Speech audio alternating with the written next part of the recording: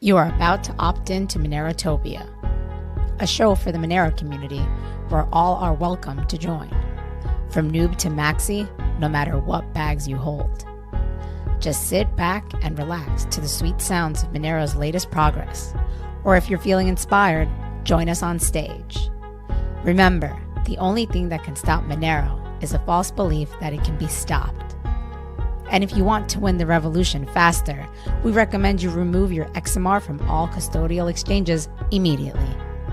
Warning, voting accidents are common around here. Don't forget to properly secure your private keys.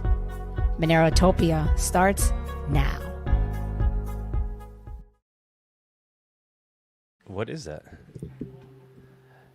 Good Hello, morning. hello. I don't know what that noise was. I don't either. Shortwave, are you there? I am here. Were you? I can't hear you, man. Shortwave. Uh-oh. I'm here. Okay, let's see. Is my microphone causing me problems? Now I could hear you, but you're like kind of coming in and out. You got like a loose connection or something? Oh, great. I don't know. Just fantastic. I mean, right now it's okay. Right now it's okay. Maybe we're good. Don't Okay. move. Yeah, good luck with that for a 3-hour show. We'll see how it works. Yeah, it's a little, and it's weird. When I played the intro, it was super glitchy. I heard like another song playing over our song. Oh, I didn't hear that, so. Yeah, that was weird. I don't know, guys. We're under attack. Monero's under attack. Monerotopia's under attack. Speaking of that, there's actually I guess Sech1, the guy who made P2 Pool, made an observer where you can spy on how they are doing. It's a cubic dash. Oh gosh, hold up a second here. Let me pull it up here. Yeah. It is cubic-snooper.p2pool.observer/tips.txt, and it updates every 30 seconds, and it tells you they're 1 block ahead, or they're -1 blocks behind, or they're 2 blocks ahead, or whatever. Cubic-snooper. Dot p2pool dot observer /tips.txt.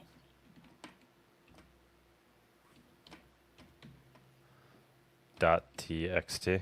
Yep, and right now, for example, it's telling me that they are currently at parity with us. Interesting. What do you mean they're at parity with that? They're at the same height, so they're not ahead or behind. Oh, okay. I got you. Let me see if I could bring it up here. That's pretty cool. When did he just launch this? It was a couple of days ago. I saw it on the MRL, the Monero Research Lounge channel, and so I bookmarked it on my browser. It's been There super it is. useful. I also have an app that tells you about reorganizations. What is that? What is that app? That was Arctic and I were talking about it a couple weeks ago here on Monerotopia, and I put up a bounty for somebody to make one, and somebody did. Oh. And so it's on So bounty. what is it? What does it tell you? What does it show? It shows when there's a reorg of a user-defined depth. So, for example, I've got mine set to 3. So anytime there's a reorganization of at least 3 blocks, it will tell me about it. It'll send me a notification on my phone. Oh, that's cool. Then somebody actually built it? Yep. They made it pretty fast. Yep. It's on bounties.monero.social. Cool. So how is it telling you though? It's just a web app? It's just an Android app. It just sends you a notification. Okay. That's super cool, man. So my phone will tell me a block, a reorganization. Yeah, you're coming in and out. I don't know what's going on. Darn microphones. Okay. Shortwave. I can't hear you at all now. Okay, my microphone might be dying. Oh no! Let me see what happened. Wow. Yeah. Now it's. I don't know what's going on over there now. Yeah. See if you could fix the sound on your end, Shortwave. Shortwave sounds fine to me. Really? Interesting. Maybe it's an issue on our end. Okay, because see, yeah, I have a set of headphones, and I don't think the thing is using my headphones microphone, but it could be, and in that case, I might need to get a new set of headphones. But then I can't unplug the headphones, because if I do that, then you get the problem where, I don't know, something like Okay. using my my speakers on my laptop, and then you'll probably be able to hear feedback, and that's not a good thing either. Okay. Well, right now it's working. I don't know what's going on. So yeah, we got shortwave sound coming in and out. We got a little baby in the background over here. I apologize, guys, if you hear a little baby noise. She might start yelling in a little bit. She's such a good baby, but she just loves attention, like all babies. She just wants to play. Right now, she's entertained by watching me do the show. All right, yeah, so big show today. We got 40 live viewers. Guys, like and retweet. Let's get the Monero noobs in here, as I like to say. I think there's, new wave of Monero people that maybe aren't as comfortable because they haven't been around as long as some of us have. So they might be a little bit more stressed out about the things that are happening right now in Monero. So bring them in here so they can get some clarity on what's going on and maybe some solace. We'll instill some confidence in them. I do think it's certainly not an issue to be ignored, what we're seeing with Cubic. But I have high confidence that Monero will not be stopped in any way from this attack, and there's really no reason to believe that at this point. They've been able to disturb the chain, right? They've been able to cause delays. Selfish mining is happening, but I wouldn't expect anything beyond that. We likely, fortunately, won't see a 51% attack because they are a known entity. And they probably don't, they're doxxed, and there'd be potential legal issues if they willingly and publicly did a 51% attack on Monero. Although I hate relying on the state to prevent the 51% attack, but that's the reality. So we likely won't see that, but we'll probably likely continue to see these reorgs until Monero implements something to thwart it. And so there's a lot of ideas being thrown around. I had Vinny on Monero Talk last night. Barbosa, I don't want to mispronounce his last name.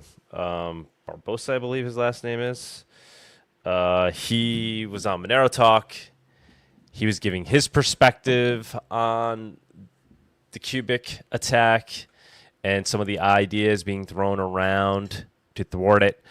A lot of ideas on the table right now. Shortwave, have you been following things closely? Have you been following the MRL? I've been following some of it. Okay. Yeah, I've been trying to keep up with it. It's just so much discussion that's happening right now. I've never seen actually the Monero Research Lab as active as it is now, which is, as I've been saying, I think that's the silver lining here, right? So, obviously, there's bad that's coming along with this, right? A disrupted chain. There's some potential delays. There's FUD out there. But the good is you have the hustle and bustle of all the devs and researchers working on solutions, working on ways to improve Monero's proof of work consensus method and algorithm. A lot of ingenious things being thrown out there. Some things that really won't require much effort on our end, won't require a hard fork. And as Arctic Mine likes to say, probably the best way to approach this is to implement a lot of incremental improvements. So don't just think of it finding some one grand solution, but there could be a lot of little different things that we add. And the whole is greater than the sum of the parts, as Arctic has been stressing. So the idea being that if we implement a couple of different options that will help bolster Monero against these types of attacks, that together as a whole, they'll be able to thwart more than any individual, improvement that we can make. So that seems like the current direction that Monero is headed in, that there'll be some small changes that will take place soon that will look to improve Monero's proof of work consensus as it stands. And then there's considerations of down the road perhaps implementing some larger changes. There's talk of adding a finality layer on top of Monero's proof of work. But if this were to happen, it would be literally years away. Luke Parker's saying at least 2 years for something like that to be implemented. So in the meantime, Monero is just focused on improving its current proof of work mechanism and kind of making additions to that rather than looking to move to a hybrid proof of work, proof of stake, or implement this finality layer. I mean, all those things are kind of way down the road.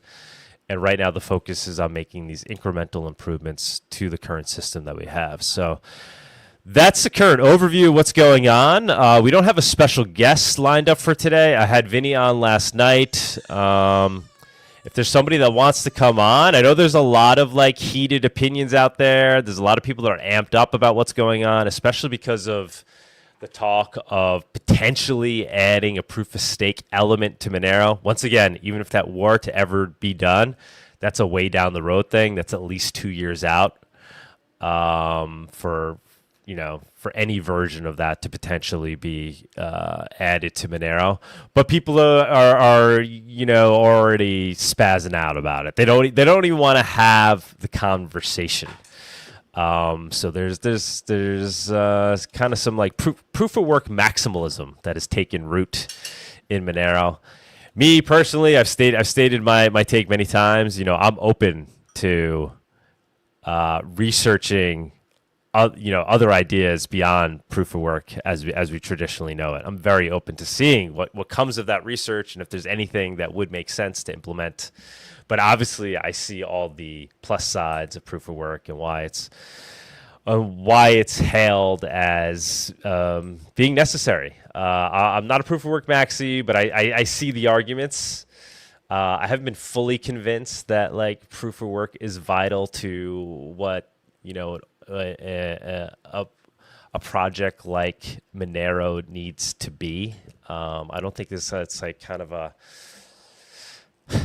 necessary. I haven't been convinced that it's necessary for a true open source, uncensorable, surveillance proof digital cash system to require proof of work at its core. The one thing that I think it does contribute that proof of stake can't is the permissionless aspect.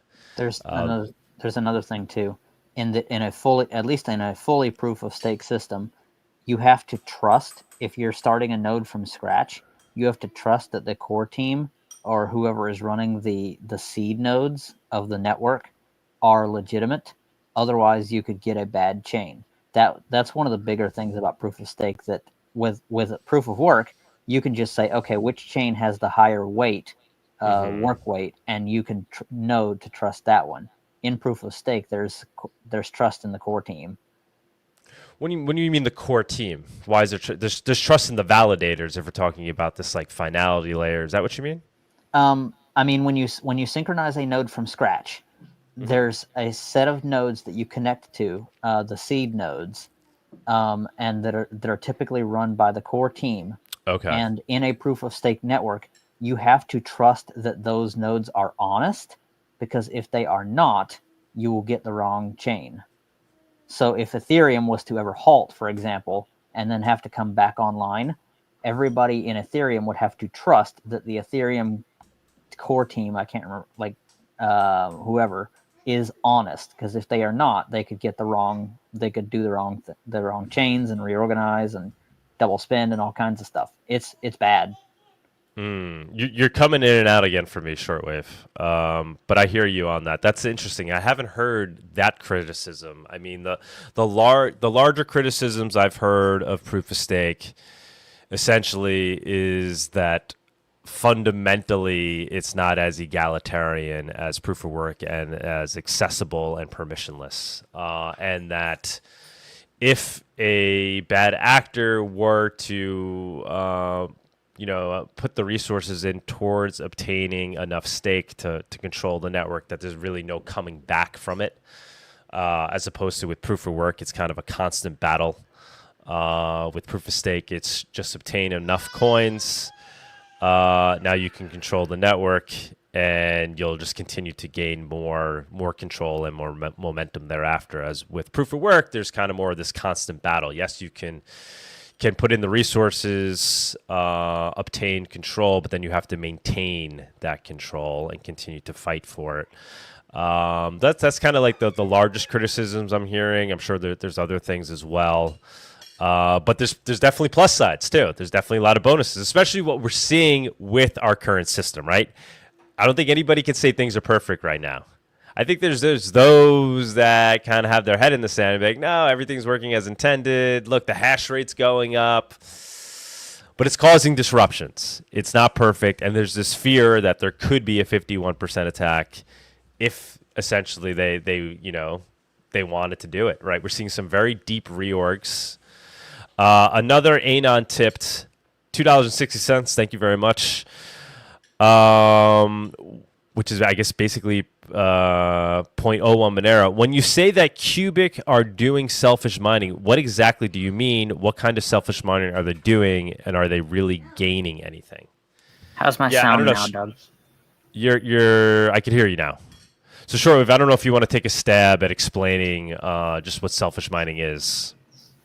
So from my understanding, and I could be wrong about this, but from what I understand, if an adversary controls more than 25% of the hash rate, and generally a third or 33% is even better, what they can do is they can mine ahead of the legitimate chain, and then they reorganize blocks by publishing their blocks. Like they'll mine ahead by, say, 2 or 3 blocks, and then they'll publish those blocks in such a way that it causes what was the legitimate chain to be reorganized, and those transactions get put back into the memory pool unless they were mined with the adversary chain as well. But it causes what's called reorganizations. And so the pools that mined those, say, 3 blocks or whatever, don't get the reward. I'm having technical issues on my end. Apparently your sound has been fine, people are saying. It's just me. It's coming in and out for me on my end, which is weird. So I kind of missed your explanation. Explanation there, Shirtwave, but hopefully you captured it pretty well. I mean, the idea is they have enough. They manipulated the pool systems. They created an extra incentive to pull hash power into their pool by giving away this shitcoin in place of Monero, essentially, right? At what appears to be a higher value than they would get if they were just traditionally mining like on P2 Pool. So it's pulling miners over there saying, oh, well, if I can make $100 over here mining, but I can make $300 over here using the same electricity, I'm going to do that. But it's $300 worth of cubic that they're getting. And then they have to go figure out how to sell that, actually turn that into whatever, $300 worth of Monero or something else. But by way of doing that, they're gaining a lot of hash power, and it's allowing them to selfishly mine, to basically get ahead of the chain, continue to mine, and then release their mine blocks once they've gotten basically as far ahead as they can with the advantage that they have. And what that then causes is a reorg in the chain, which disrupts the change. So it's a way for them to essentially prove and show that they have an ability to manipulate Monero's blockchain, right? Maybe they're not doing 51% attacks, but they're causing delays. So they're showing that they have the mining power and they have the ability to cause these disruptions, which then in turn is bringing them more media attention and interest and being like, oh, wow, look what Cubic is doing. And so it's kind of this feedback loop that they're feeding off of. But ultimately, they're probably not incentivized, like we're saying, to do a 51% attack just because of the legal issues they'll have which I said that's not a good thing to kind of for us to rely on, but it's a fact. And then the other thing is too, ultimately they probably don't want to hurt Monero because they're mining Monero at the end of the day, right? They don't want to kill the price of Monero. They're then burning that Monero supposedly that they mine to buy more cubic, so they're using that to like pump the price of cubic. So they're not going to want to crash the price of Monero. So they're not going to want to fundamentally hurt Monero. And actually, this come from behind guy or beyond or whatever his name is has been, he puts out these tweets where it's like he's almost suggesting that he's here to help Monero, right? That he has suggestions on what Monero should do. And have no fear. I'm not gonna ultimately I don't want to hurt Monero. Just see this as me showing some weaknesses in Monero and encouraging you guys to fix it. So that's kind of the overview of everything that's going on. It's a continuing developing situation. I don't know if I think the reorgs at one point this week have gotten worse, right? I think they kind of reached a new peak in terms of how bad they got. Yeah, they did. If this guy was truly legitimately trying to help Monero, he'd be doing this on testnet, not on the main network. That's what testnet is for.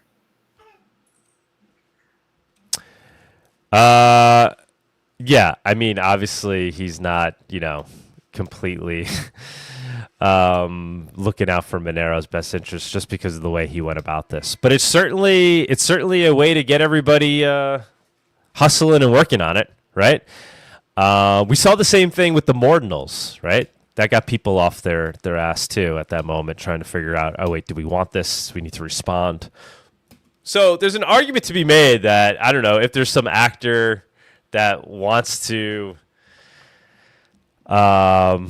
improve Monero, one way to do it is to show its flaws in the in the real world. Yes, obviously, ideally they'd use the testnet, but this guy doesn't seem like the character that's going to do that. And like I said, I mean, at the end of the day, he's making money, right? He's using Cubic, he's pumping his shitcoin. I don't know. Maybe it's shown that Cubic actually is a real thing at some point. I don't want to completely dismiss it either, to be honest. Like the pool aspect. I don't think it's right what he's doing. I don't think it's.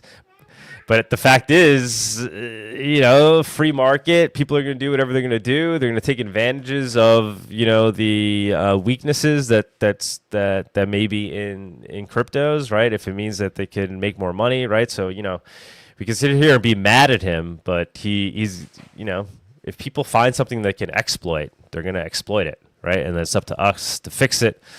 And then in terms of this AI aspect to Cubic, I don't know anything about that. Are they actually even working on that? I mean, are we in a position to completely dismiss the project as a complete scam shitcoin, or are they actually doing things, developing things? Yeah, granted, we don't like the guy. We don't like what they've done to Monero, but I don't know. Have you looked into it? I'm honestly not sure because they have not been shutting down their hash rate. Like at first, they were shutting down their hash rate for several days and doing something else, which might have been training that AI thing or whatever, but now they're not doing that anymore. So I don't even know if they're doing they're training the AI thing anymore, or if they're just being a Monero mining pool.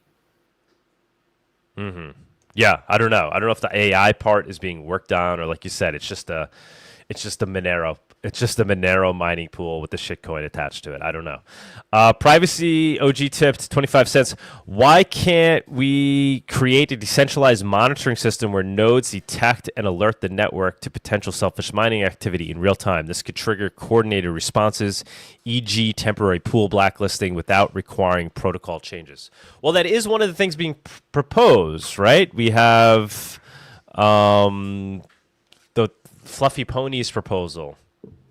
The detective mining, right? I mean, I don't think it's so much nodes. I think it's pools that are essentially monitoring each other.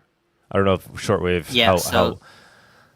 Like for example, support XMR would monitor the other pools, and if another pool was detected with a newer tip than the Monero blockchain, support XMR and all the other pools would switch, say, 1% of the actual hash rate. It would take 1% of the hash rate, switch it over to that new tip, and mine that to see if it's actually legitimate. And if those jobs get accepted by the attacker pool, they would know that it's legitimate and start mining on it themselves.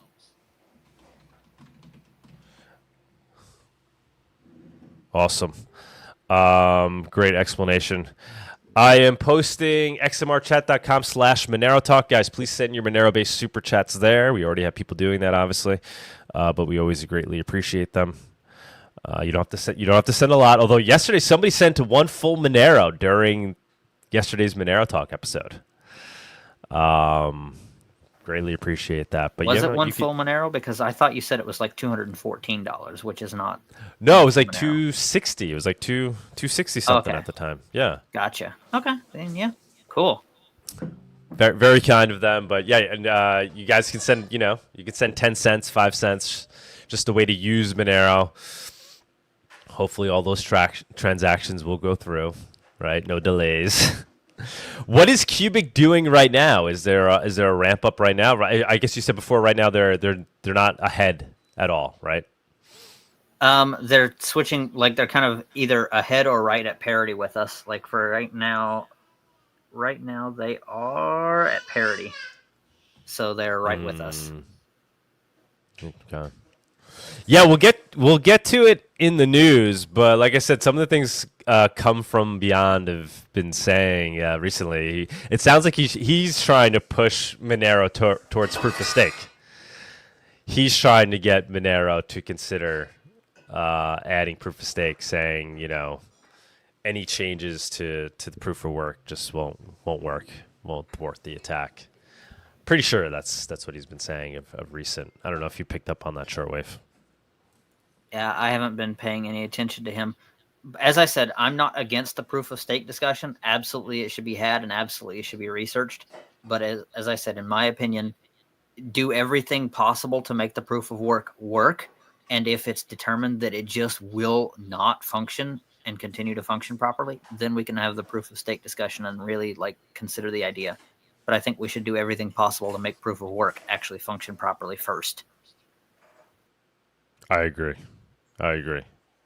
Yeah, well, I'll bring up his tweets later. They're actually pretty interesting. I heard Monero. I guess I'll read it right now. I'll bring it up again later. I heard Monero was considering to add a proof of stake element used for checkpointing while still keeping proof of work to mine new coins. At first glance, this was a good solution, but then I noticed that it would open a big can of worms. Ask yourself, what may go wrong if an adversary has a means to conduct an eclipse attack, e.g. by controlling a botnet or owning many IP addresses, and a checkpointing stake running on a node which cannot accept connections from the outside. Things become worse if proof of stake has stake slashing. By trying to keep proof of work, you construct a too complex mechanism with many potential attack vectors. So he's telling us, giving us his wisdom, saying, listen, I'm trying to help you guys, and you should move away from proof of work. That's the only way to prevent these types of things. So that's interesting, right? It's interesting that he's trying to push Monero towards proof of stake. That's a little suspicious, right? And again, for example, somebody mentioned, these darknet markets have been shut down. They had Monero. Yes. What has the Feds done with that Monero? They very well could be sitting on it. And then you switch to proof of stake, and boom, now the government has 51% stake or whatever, and we can never recover from it. Exactly. I think that's a great point. Can the tips be shown in XMR instead of dollars? I believe they can. I just have to change a setting, and yeah, I could do that. Although, yeah, whatever. It's good. I know Shortwave would prefer that as well. So yes, Shortwave would prefer that. That will help us all start to in our minds value things in terms of Monero for sure. If we start seeing it more and more, things priced in Monero. Yes, show the tips in XMR. All right, yeah, let's do it. I'll make that change. I don't know if I can do it right now. I'll see if I can do it right now. So yeah, no special guests lined up today, but if there's somebody that wants to be the special guest, that wants to come up and give us their strong opinions on what's going on, maybe they're, proof of work maxi, maybe there's somebody that really is open to the proof of stake thing and wants to talk about it. you're more than welcome to jump up, or anything else on this topic, ideally, right? This is definitely what people are most interested in right now. So if there's anybody, I see a lot of strong opinions being thrown out there. This is consider this your stage, your platform to come out. I don't want people being like, oh, Doug's only giving this side more airtime than the other side. Absolutely, I'm not interested in that. Because I personally want to be exposed to all sides, so I could, in my own mind, figure out which way I think we should be going. But I currently agree with what Shortwave is saying. Let's implement the changes that can be made as soon as possible on the current proof of work system. See what that does. See if that makes gets things to where they need to be, and then if not, then we can continue some more rash decisions. But in the meantime, I do think we should start exploring proof of stake research today. I don't think we should wait. I don't think we should be like, oh no, those 5 changes didn't work, and now we're a year out, and then we're finally like, okay, let's start investigating proof of stake now. No, let's start investigating it today. I see people that are concerned that Luke Parker is asking for too much to do his research on the finality layer. I think he's asking like 200 XMR. Guys, really? I mean, are you serious? I mean, the amount of brain power that he's willing to devote towards Monero, even if we end up not using it, it's worth researching it and considering it. And if anybody's capable of doing it, it's Luke. So I very much would support that CCS and support Luke's research in that field, even if nothing comes of it. Yeah, all right. So we got Bawdy, but it looks like Bawdy's ready. I might as well bring Bawdy up now. We could do price report. Anything I want to mention first? I guess Monerotopia, Monerotopia.com, guys. Let me see if I can bring that up. Monerotopia.com. Monerotopia conference is happening in Mexico City again this year. Hold on. Actually, By the way, your ad from Monerotopia, while it might be nice, I would have no idea because it's totally useless for a blind person. Totally useless. Oh, it's just playing the song. Yeah. Yeah, it's just playing some music or whatever. There's nothing. Yeah, that's a good point. Maybe we'll narrate it. That's a great point. Even for non-blind people, just a lot of people just listen to it as a podcast, right? And then they're just for a minute they're just hearing a song. That's a very good point. So Monerotopia is happening in Mexico City, same place, same venue, February 12th to the 15th. I know it feels like it's far away, especially here in the Northeast. It's still summer over here. It's still 80 degrees outside, but February will come. It will come fast. It's finally cooling down a little bit here, thank God. Yeah, it was a little cooler this morning, actually. It's not much cooler, but it's definitely noticeable, and thank the Lord, because it's not 100 degrees anymore. Yeah, this is the best time of the year in the New York area right now, I in my opinion. End of August, early September, even into October, things cool down, but you still have nice sunny days. You have nice clean air. You have the Canadian air that you get starts to come down. This is my favorite time of year in New York, actually. As much as I love the summer, I love the beach, but I still go to the beach in the fall. So yeah, I'm loving it right now. But Monerotopia will be in Mexico City in February. It will be warm there.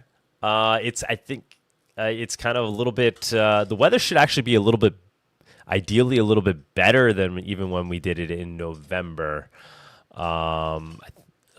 So should be great. Will be great. It's going to be similar to years past, only bigger and better, right? We'll just continue to grow things. We'll try to grow our influence in Mexico itself. We did a good job with that last year. We had a bunch of Spanish talks happening also alongside the English talks on the main stage. We had a lot of news outlets that came out actually to Monerotopia, and they wrote articles about it. So the word got out. So now this year we'll try to follow up with that, and in advance get these same news outlets, media outlets, maybe putting out some articles or information about Monerotopia so we could even draw in more of a local crowd. I've met locals out there that were at the previous one we had done and said, yeah, I didn't want to miss it. I went to the first one you had in Mexico City. I came to this one, and you see that person over there. They came this year because I told them to come. So we're actually growing in Mexico itself, which is exciting. And there's tremendous growth potential. I mean, Mexico City is huge. I know you've talked about moving the conference in the past to different places, but honestly, you might just stick with Mexico City and just make that your permanent Monerotopia base. Yeah, I mean, it's tempting to do it because, what we could do is we could just build out the Huerta Roma, which is where we have it, and get it to the point where it's like they're always accepting Monero. Because there's the conference is just 3-4 days, and we have the vendors there, but the vendors are there all the time. The same vendors that come to Monerotopia also throughout the year, on the weekends, during the week, they go to Huerta Roma and set up. They're part of different events, but it's kind of the same vendors. So how awesome would it be if whenever you walk into Huerta Roma, you see 5, 10, 20 vendors that are there willing to accept Monero alongside pesos. And you keep working with the same venue every year after year, so they know you, they know what the conference is, they know how it works, you know them. You keep working with the same vendors, you keep working with the same hotels, local accommodations. Yeah. Everybody knows everybody. So they're a good idea to stick there. Yeah, the network effect, it's enticing. It's enticing. I mean, you weigh that against the novelty of going to a new place, right? Which is also exciting. That's part of the fun of it. That's how we ended up in Mexico in the first place. So maybe after this year we go to Argentina or something. We'll see. But let's focus on this year and make it as the biggest one yet. We started talking to sponsors, so we got people lined up. We got momentum. Not ready to start announcing sponsors yet. We will. Speakers, guys, reach out if you want to be a speaker, if you want to be a vendor, if you want to come, participate in any way. Reach out. Monerotopia@protonmail.com. If you want to be a speaker, for sure, reach out. Obviously, we're a little selective with that. This is the main stage of Monerotopia. We keep it open in terms of ideas, but in terms of quality and what you'll be presenting on, we have to be careful with what we select here. But reach out. Maybe we'll get you up there if you're working on something in the privacy tech space, Monero related. By all means, we'd most likely get you up on stage. If you're another privacy tech project and you want to participate, reach out. Monerotopia infamously works with other privacy tech projects, and I think it's worked out really well. So we've had Firo, Xano, Basic Swap, Bawdyanarchist. I'm forgetting other one. I mean, DarkFi. We've had so many participate, and in my mind, respectable Pirate Chain. Projects that actually have real communities, because we see them because people show up. Like the Pirate Chain people come to Monerotopia. The Xano, obviously the Xano team comes to Monerotopia, right? We get the devs that come, right? And it's great. It's great for two reasons. One, we get the devs interacting from different teams. And two, we get more people that come because they may be like Monero friendly, but they may be more into Pirate Chain, but now they're coming to Monerotopia. So it opens it up in that way, brings in more people. And then I guess three main reasons. Third being that it actually helps fund the event, which I think is great. People criticize that, like, oh, why are you getting, trying to get Zcash involved? Because Zcash is working on interesting things, whether you think, you're against the way they have their corporate structure, Yeah, I'm not saying go all in on Zcash and sell your Monero and Zcash is the new Monero. No, I'm saying they do interesting things. Let's hear from them. I mean, they implemented full zero knowledge proof system before Monero, right? We're working on full chain membership proofs now. We're deprecating our ring signatures. Zcash did that a long time ago, right? Like, I want to hear from these people. I want to hear what they're doing next. They already have done research on adding the confirmation, potential confirmation layer, like we're talking about doing in Monero, this proof of stake layer. They've done some good research on that. Let's have them come talk about it. So I know I get criticized for it, but I'll continue to go down this path because it just works. It makes for a great conference. I haven't seen reason otherwise. It's just I see some angry maxis, and honestly, it's people that in my mind are just trying to disrupt our progress, because it's really hard to make a cogent argument for why we shouldn't have more people and more projects involved. If it was leading towards, people moving away from Monero, then sure, I'd say, yeah, this isn't a good thing. But if they are then moving away from Monero, then all right, then what does that mean? That means Monero's got a problem, right? Let's let all ideas freely compete. Let's let the best privacy digital cash win. Let's let the best form of money win. And let's see that happen out in the open at Monerotopia as we debate these ideas and we debate these protocols and we see which things people actually adopt. Yeah, we don't want to be an orange conference where the only thing you can talk about is orange. Yeah. We definitely don't. Maybe change the name to private. No, I don't, because it's Monero. Monero is at the root.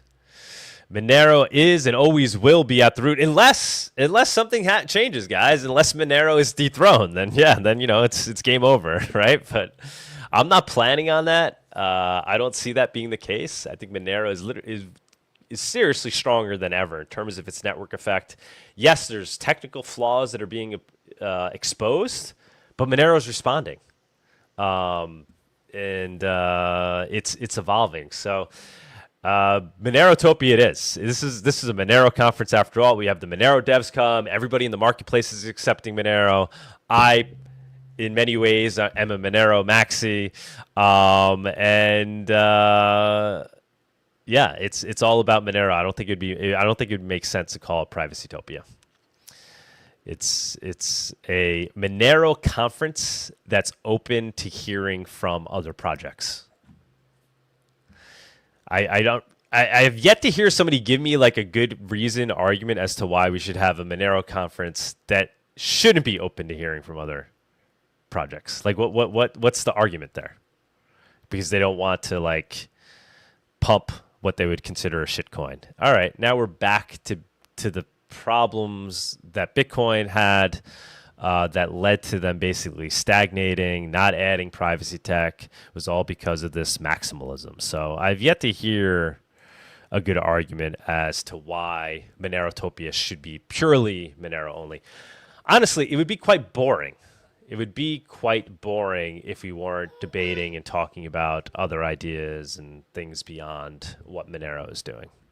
So I will leave it at that. I see some new faces up here, so maybe we do have a potential special guests.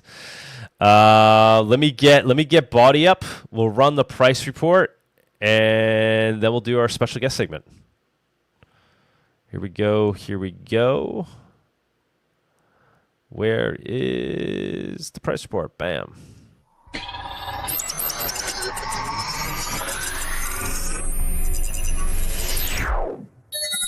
The Monerotopia Price Report segment is sponsored by Exolix, a privacy-focused, non-custodial instant crypto exchange. Go to exolix.com to enjoy secure and completely anonymous swaps with no KYC or sign-up. Swap between Monero and 2,000 plus assets at the most competitive rates and with no limits.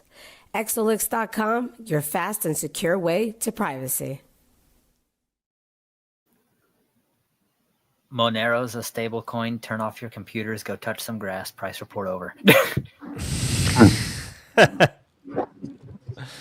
Bawdy, what's up, man? Hey, how's it going? I know I've been running my mouth a lot over here.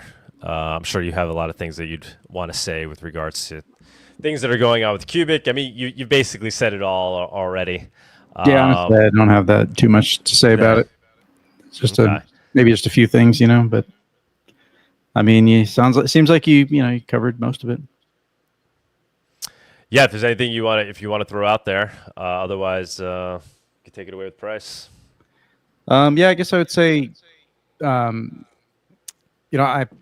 know a thing or two because I've seen a thing or two. I'm an engineer, overall, and I've worked in a couple, like 2 or 3 different fields of engineering.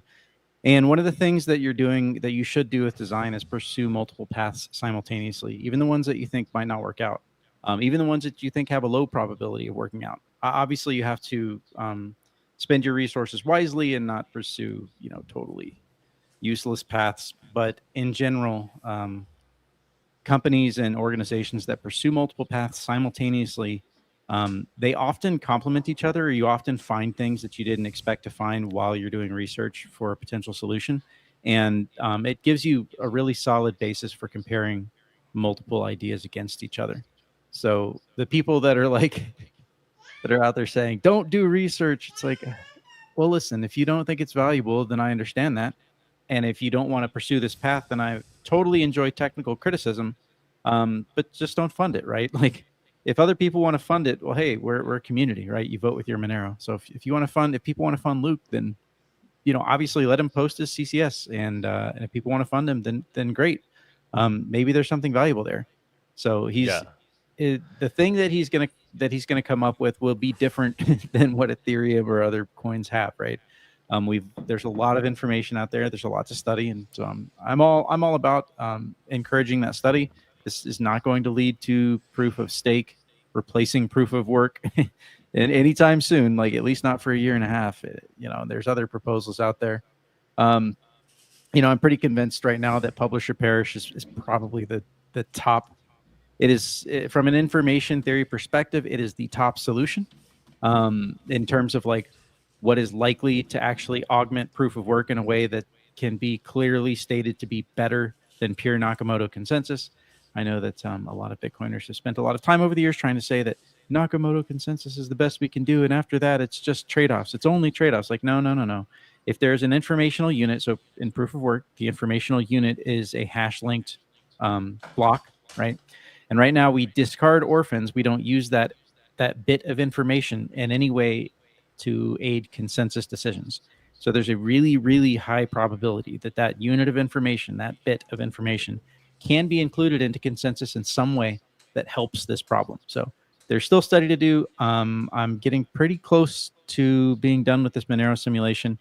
It's pretty cool. It's not a huge piece of code by any means, but it's pluggable. So you can basically write 100 lines of JavaScript and then plug in your own idea for how we could alleviate the problem. And then you can run any number of simulations. Any number of rounds, right? So you can. And it's all randomized, and there's network latency simulated into it, and it's parallelizable. It's multi-thread, so you can, if you've got a nice thread rip or whatever, you can run 10, 20 threads on this problem, 40 threads on this problem, and get solid data. So, anyways, I should have an alpha out before the next MRL lab meeting. I guess that's it. That's the only thing I would contribute there. Here's an extremely low IQ comment. I'm sorry. Of course you don't see the problem. It's your event, LOL. Imagine Nike-topia promoting Reebok, Under Armour, and Adidas.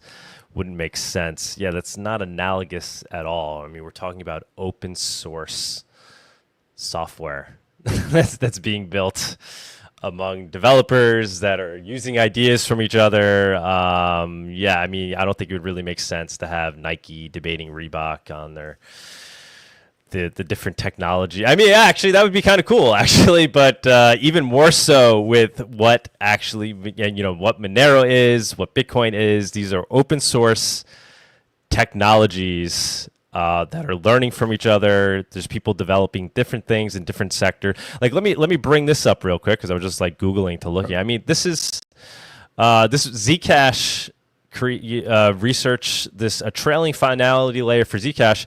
It's basically what Luke is proposing. This design augments the existing Zcash proof of work network with a new consensus layer which provides trailing finality. This layer enables transactions included via proof of work to become final, which assures that they cannot be reverted by the protocol. This enables safer and simpler wallets and other infrastructure and aids trust minimize cross-chain bridges. This consensus layer uses proof of stake consensus and enables ZEC holders to earn protocol rewards for contributing to the security of the Zcash network. By integrating a proof of stake layer with the current proof of work Zcash protocol, this design specifies a hybrid consensus protocol.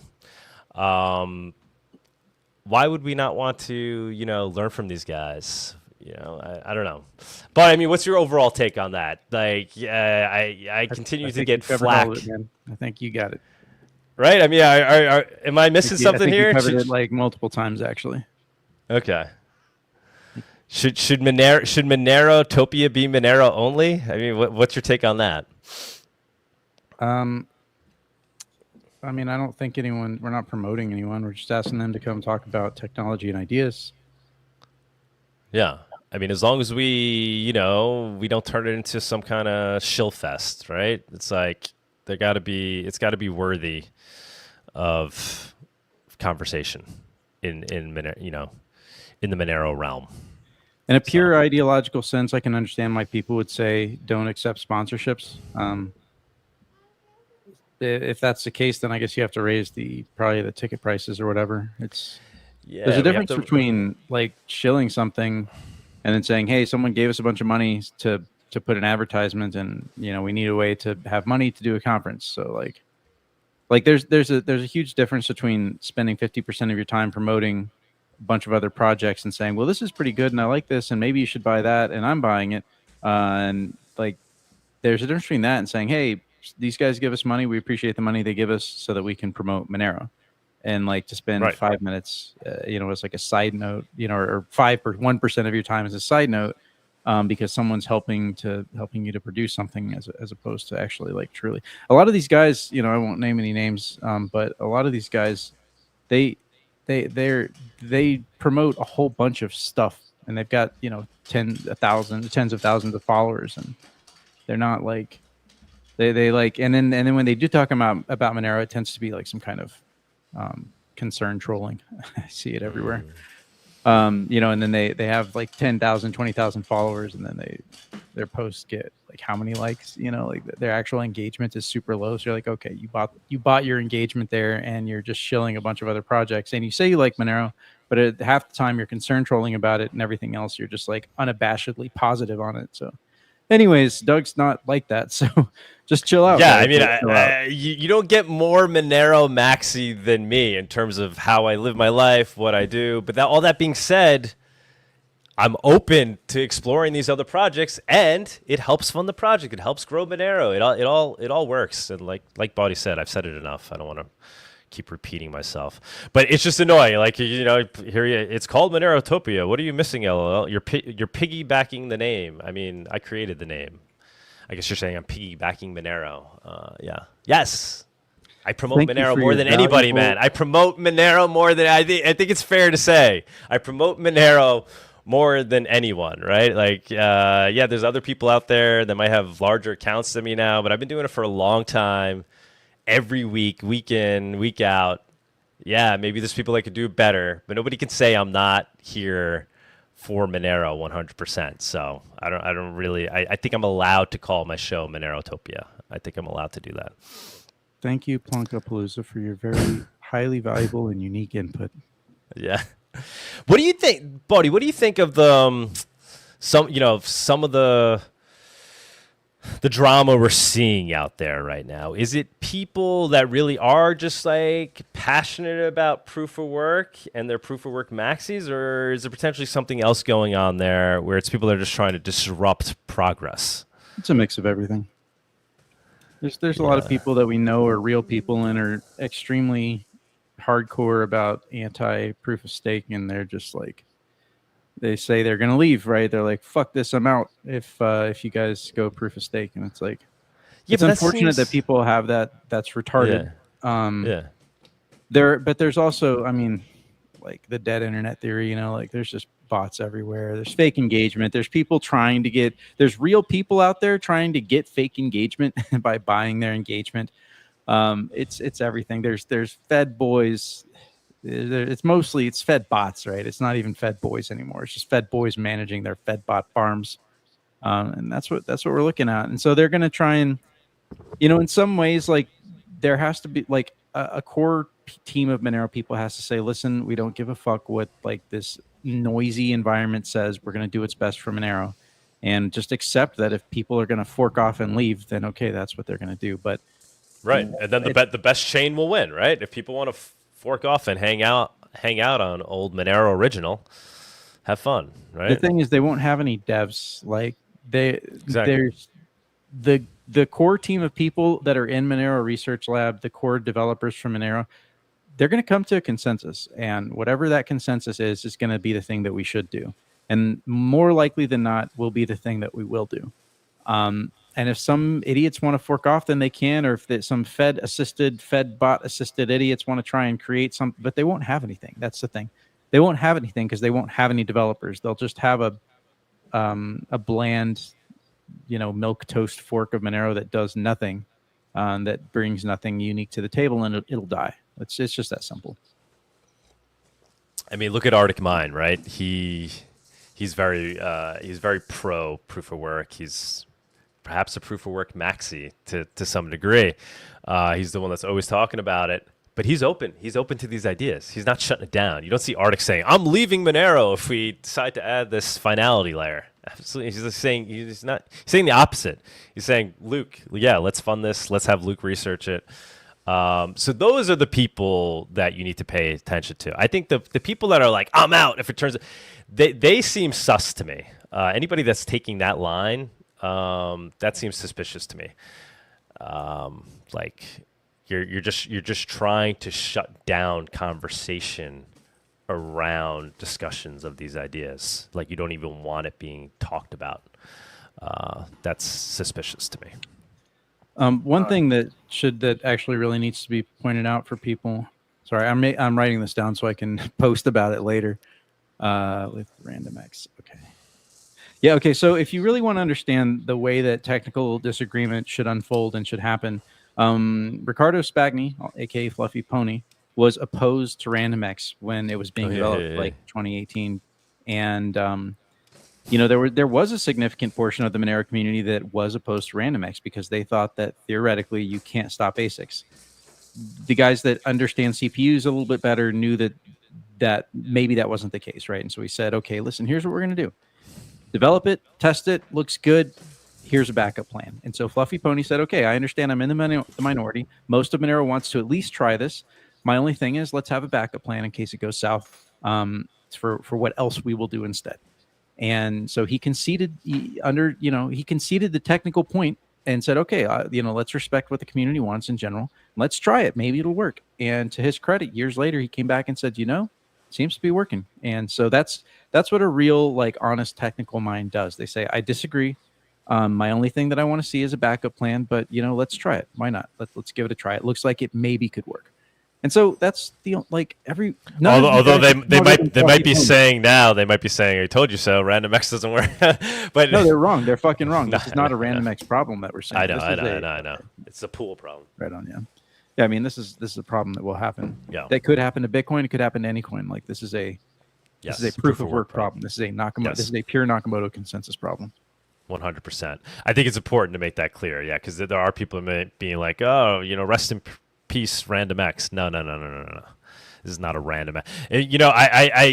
I really do think once we cross this chasm, so to speak, and we have enough, more people mining it and it gets a little bigger and we have more pools, I do think we will see RandomX shine and in all its glory. And we'll have all types of devices mining Monero all over the world. I do think that will come to fruition at some point. I don't know. Maybe it's just hopium. I think that's really what maybe can save us too, right? Is some new idea. Obviously, we're talking about these these changes that can be made to thwart the selfish mining attacks. but I think just the mining environment growing is the real long-term solution here, right? It's just bringing more pools, more people mining, more people merge mining, and I think there'll be some I create. can only half agree with that. Like, honestly, like, Yeah. yes, we need more mining. I'm not saying that we don't, right? We need to be stronger, more resilient against attacks, but I'm not totally confident that if we had more hash power in the network, that would actually stop this problem. Selfish mining could still be a problem.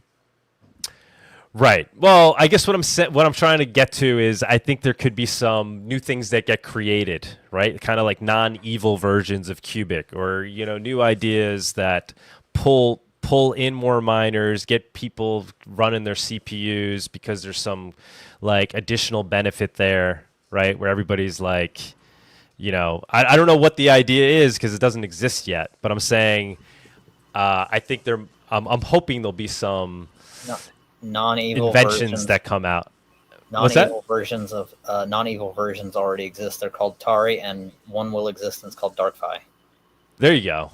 I guess what I'm saying is I think there could be something maybe eventually that comes out that creates the right incentive network where it just leads to more people mining Monero on their CPUs. Maybe they're playing some game at the. I don't know. Like, I don't want to throw out retarded ideas. JavaScript. But we need JavaScript libraries. It needs to be as simple as going onto a website and clicking mine, and then integrating some JavaScript library to. Instead of Cloudflare, you could just say, "Hey, integrate this into my website. If people want to access my resources, here's you have to give me some hashes, right? Like that's what we like. If we really want more hash rate, that's what has to happen. That's the thing that needs to happen. But that can't happen easily on RandomX, is my understanding, though. Because of maybe like I don't know. Like previously with Monero, we had CoinHive or something. I forget the name of the thing. That it basically was that, like, it had miners installed in browsers. But yeah, my understanding is it's not as easy to implement that right now. But I don't know. Yeah, maybe JavaScript isn't low enough level language to be able to do that. Monero Talk fan tip 3 cents. Week 2, reminding to put the XMR chat link in the video description. All right. Thank you. I will put that into our group chat. All right. Well, all right. Get into the price, and because I got to get going. Do it. So, thank you, Bawdy. Sure. I should be sharing my screen.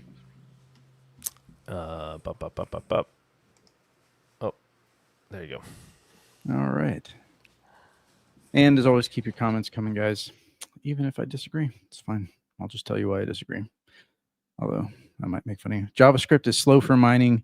Mining yields good only on host machine with MSR mode. Some tweaks and BIOS. Yeah, I wouldn't expect it to be like the most efficient way to do it. But that it wouldn't be the point necessarily to make your computer the most efficient miner. It would be to get more people mining, even if it was inefficient, and a means of accomplishing some other sort of indirect goal, like a DDoS protection, right?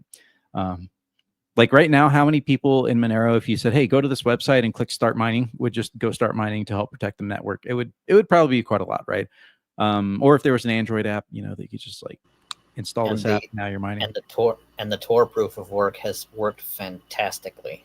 Yeah, exactly. We know it works. It's a concept that has reasonable proof behind it. So, yeah. Hopefully, maybe I know that I always forget his name, but I follow him all the time. He's working on libraries. He's working on JavaScript libraries, and I can never remember his name. He's so active too. I'm sorry, bro, that I always forget your name. Maybe if someone remembers it, just shout it out. But he's working on JavaScript, Monero JavaScript stuff. Okay. Anyways, let's go to the price. So here's Monero, right? Here's the daily chart. We are looking at effectively, kind of things are sort of calming down, big movement, and the volatility is dropping off. Let's go to the 2 hour and see if anything interesting is there. I'm not convinced that anything interesting has happened with price this week other than we're flat. I don't think that necessarily we have reached, the end of the sort of, hey, price has a problem or something, right? I don't think we're necessarily. I'm not saying we're going to go lower than this $230 area that we tagged, but I'm not convinced that we're about to shoot up towards the top side either. Where are the rest of my lines? By the way, that 230 area, that I think 232 is the 365-day simple moving average. Let let's take this here. Let's go to a different chart. Let's go ahead and take a look at that. I don't see any reason why we shouldn't. XMR USD. And then here's what we're going to do. We're just going to turn all of these guys off, and we can look at the pure moving average clusters, because normally I don't have those turned on. Which one did you say it was? Which moving average? 365, 1 year. Is that the one you? Because I know you previously. I thought you were going with the 180. So now you're. I look at both. I have both the 180 for the 6 month and the 365 turned on my charts. That is interesting. That the top of this cluster right here was basically where it stopped out. It's not perfect, but you might have, in combination with other clusters and other signals, you might have been able to use that. I mean, you could see like pretty clearly. Obviously, there's the horizontal area. Let's just drop a line there. Right, it's kind of a horizontal area of significance. You would maybe say, hey, at the tippity top there. But often things come down, often you want to go to like the weekly and see where the candle closes were there. So again, this is kind of why drawing lines, it's like, it's not always great, right? It can only take you so far. But yeah, in general, so I would expect Monero to effectively need some more time to sort of wander around here. It wouldn't surprise me that if maybe in a month or so we get some kind of like solution, maybe publish or perish or some other version of a proof of work change that ought to help us significantly alleviate the problem. Maybe it won't totally fix the problem, but it'll alleviate the problem to a significant degree. Maybe that'll give us some impetus towards a price pump. At the moment, it's fine. Like everything's fine as long as the price continues to sort of just like stabilize here at this lower level. Then effectively what we're saying is that, hey, we had a big pump up here. Maybe there was some activity associated with that. Again, this could have been a combination of some hack that happened or maybe that was like an invented story of some kind. I don't want to say invented, but maybe who knows what kind of stuff happens in the background. But it is possible that the exchanges were accumulating a little bit in this zone, so that they could then sell the price off, right, to try and cap the price while they, again, and we've talked about this before, sort of cap Monero's price action while they go on their altcoin season. And again, you can see the altcoin season and the Bitcoin dominance here just by the fact that it's come down by 10%, right? Also made a big comeback here, particularly Ethereum. So that's 12% loss on the dominance since July. So yeah, again, maybe I'm wrong. Maybe this thing could just shoot up towards the top side. It could happen, right? Hypothetically, it could happen. Maybe if Cubic goes away or something, like they say, hey, well, we're going to go do Doge now. Thanks, Monero, for all the fish or whatever. And then they go mine on Doge. I don't know. But anyways, yeah, Monero's current price action from a technical standpoint looks like some consolidation, reduction of volatility before it'll decide to do something else. Maybe give it like a few weeks here, and then maybe we'll see some new price movement. With the divergences, we haven't seen too much happening, although we had a Qcoin divergence from Kraken. In fact, Qcoin has been just like regularly diverged downward from Kraken. So this is the volume weighted divergences. Can we trust Qcoin volume? I don't know. Are they even turned back on for, can we even withdraw from Qcoin? I know they shut down for a while. Yeah, so you can see again, as a percentage, these guys are oscillating here between like -5, and 0%, relative to Kraken. Looks like for most of the past week, like the past 4 days, they've been about the same, but with some dips. So they're still doing it. Like the fact that this happens, like this shouldn't happen, guys. Like you should never see a 3 to 5% divergence on the price of Kraken's Monero price versus all of these guys. This should never happen. And why do they all diverge at the same time? I know we're only comparing it to Kraken, but why is it always towards the downside? Why do they always shut down withdrawals and then the price diverges towards the downside? Every fucking time. We've seen it for like 4 or 5 years. So like, please, like everybody knows, everyone here already knows, what's going on there. It's obvious. It was like I said when we first were figuring all this out, right? Because we had to do a lot of research to really confirm that this actually was happening, that they truly were fractional, that they truly were trying to attack Monero's price, and it wasn't just like accidents of liquidity providers, and they try and hide behind all this. Like they arbitrage their nefarious deeds behind a language of deception. So we had to sort of look under every rock, and it's like every time we looked under a rock, it's like, well, it says the same thing as all those other rocks were saying. All right, Monero versus Bitcoin, same deal, right? We had a big fall off again. The power of wave magic, just beautiful that this was the the lower standard deviation cluster there was where things got stopped out. And at the moment, again, we're probably looking at consolidation here. It's difficult to think that Monero is going to just like bust up here and then bust up to the next area.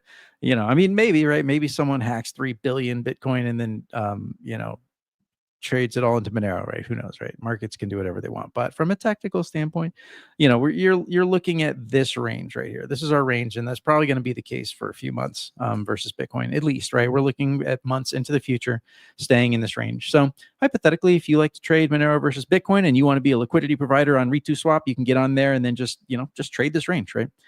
Put your orders in at this range, and you could probably do pretty good. And you're adding liquidity to ReToSwap, unless you're a market taker, in which case you're taking liquidity away from ReToSwap. But you could use these standard deviation bands as a place to put your to place your orders onto that platform.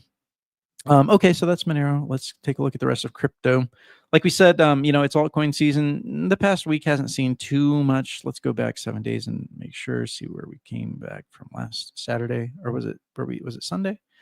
Yeah, so nothing has happened in terms of altcoin season. It's just flat, at least from the last week, from the last time we were talking.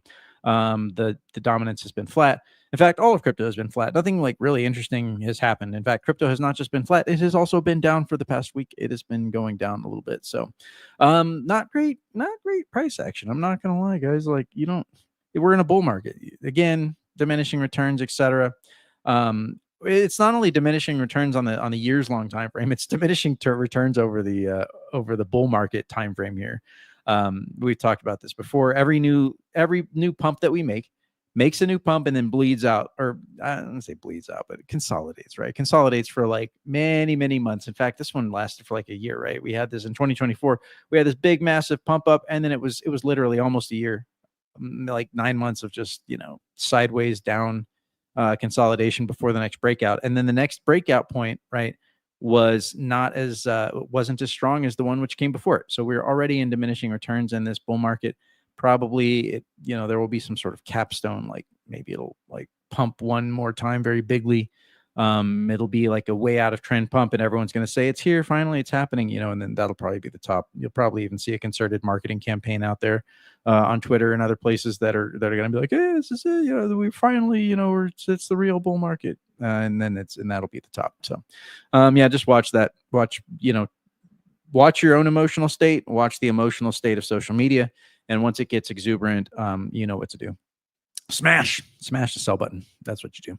All right. So yeah, Bitcoin here is nothing like, this isn't terrible. Like it's not the worst price action, guys. Like I'm being a little bit hyperbolic when I, by, talking bearish here because, price has been bearish the past week. But, honestly, like what are we doing? We're retesting, this is the zone, right? This is the horizontal area of significance.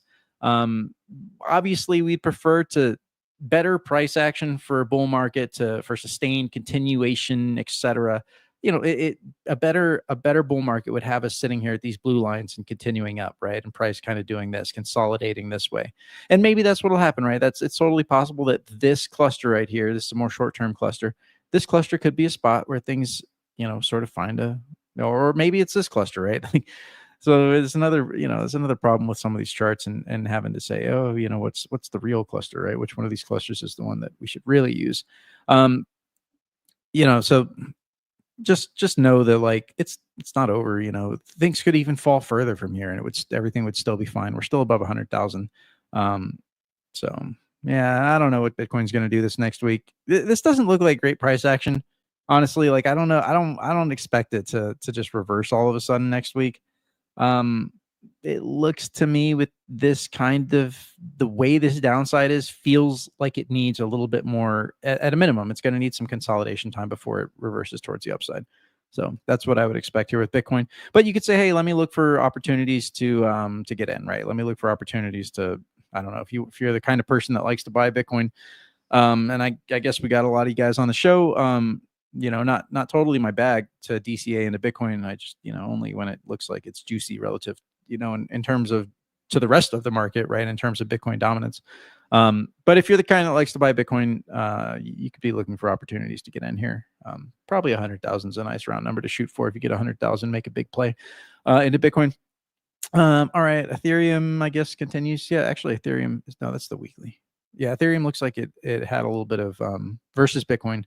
Ethereum looks like it has hit some resistance, I guess. This chart isn't entirely clear. I wouldn't really regard any of these bands as all that useful for us in the moment, so we'll just set that aside.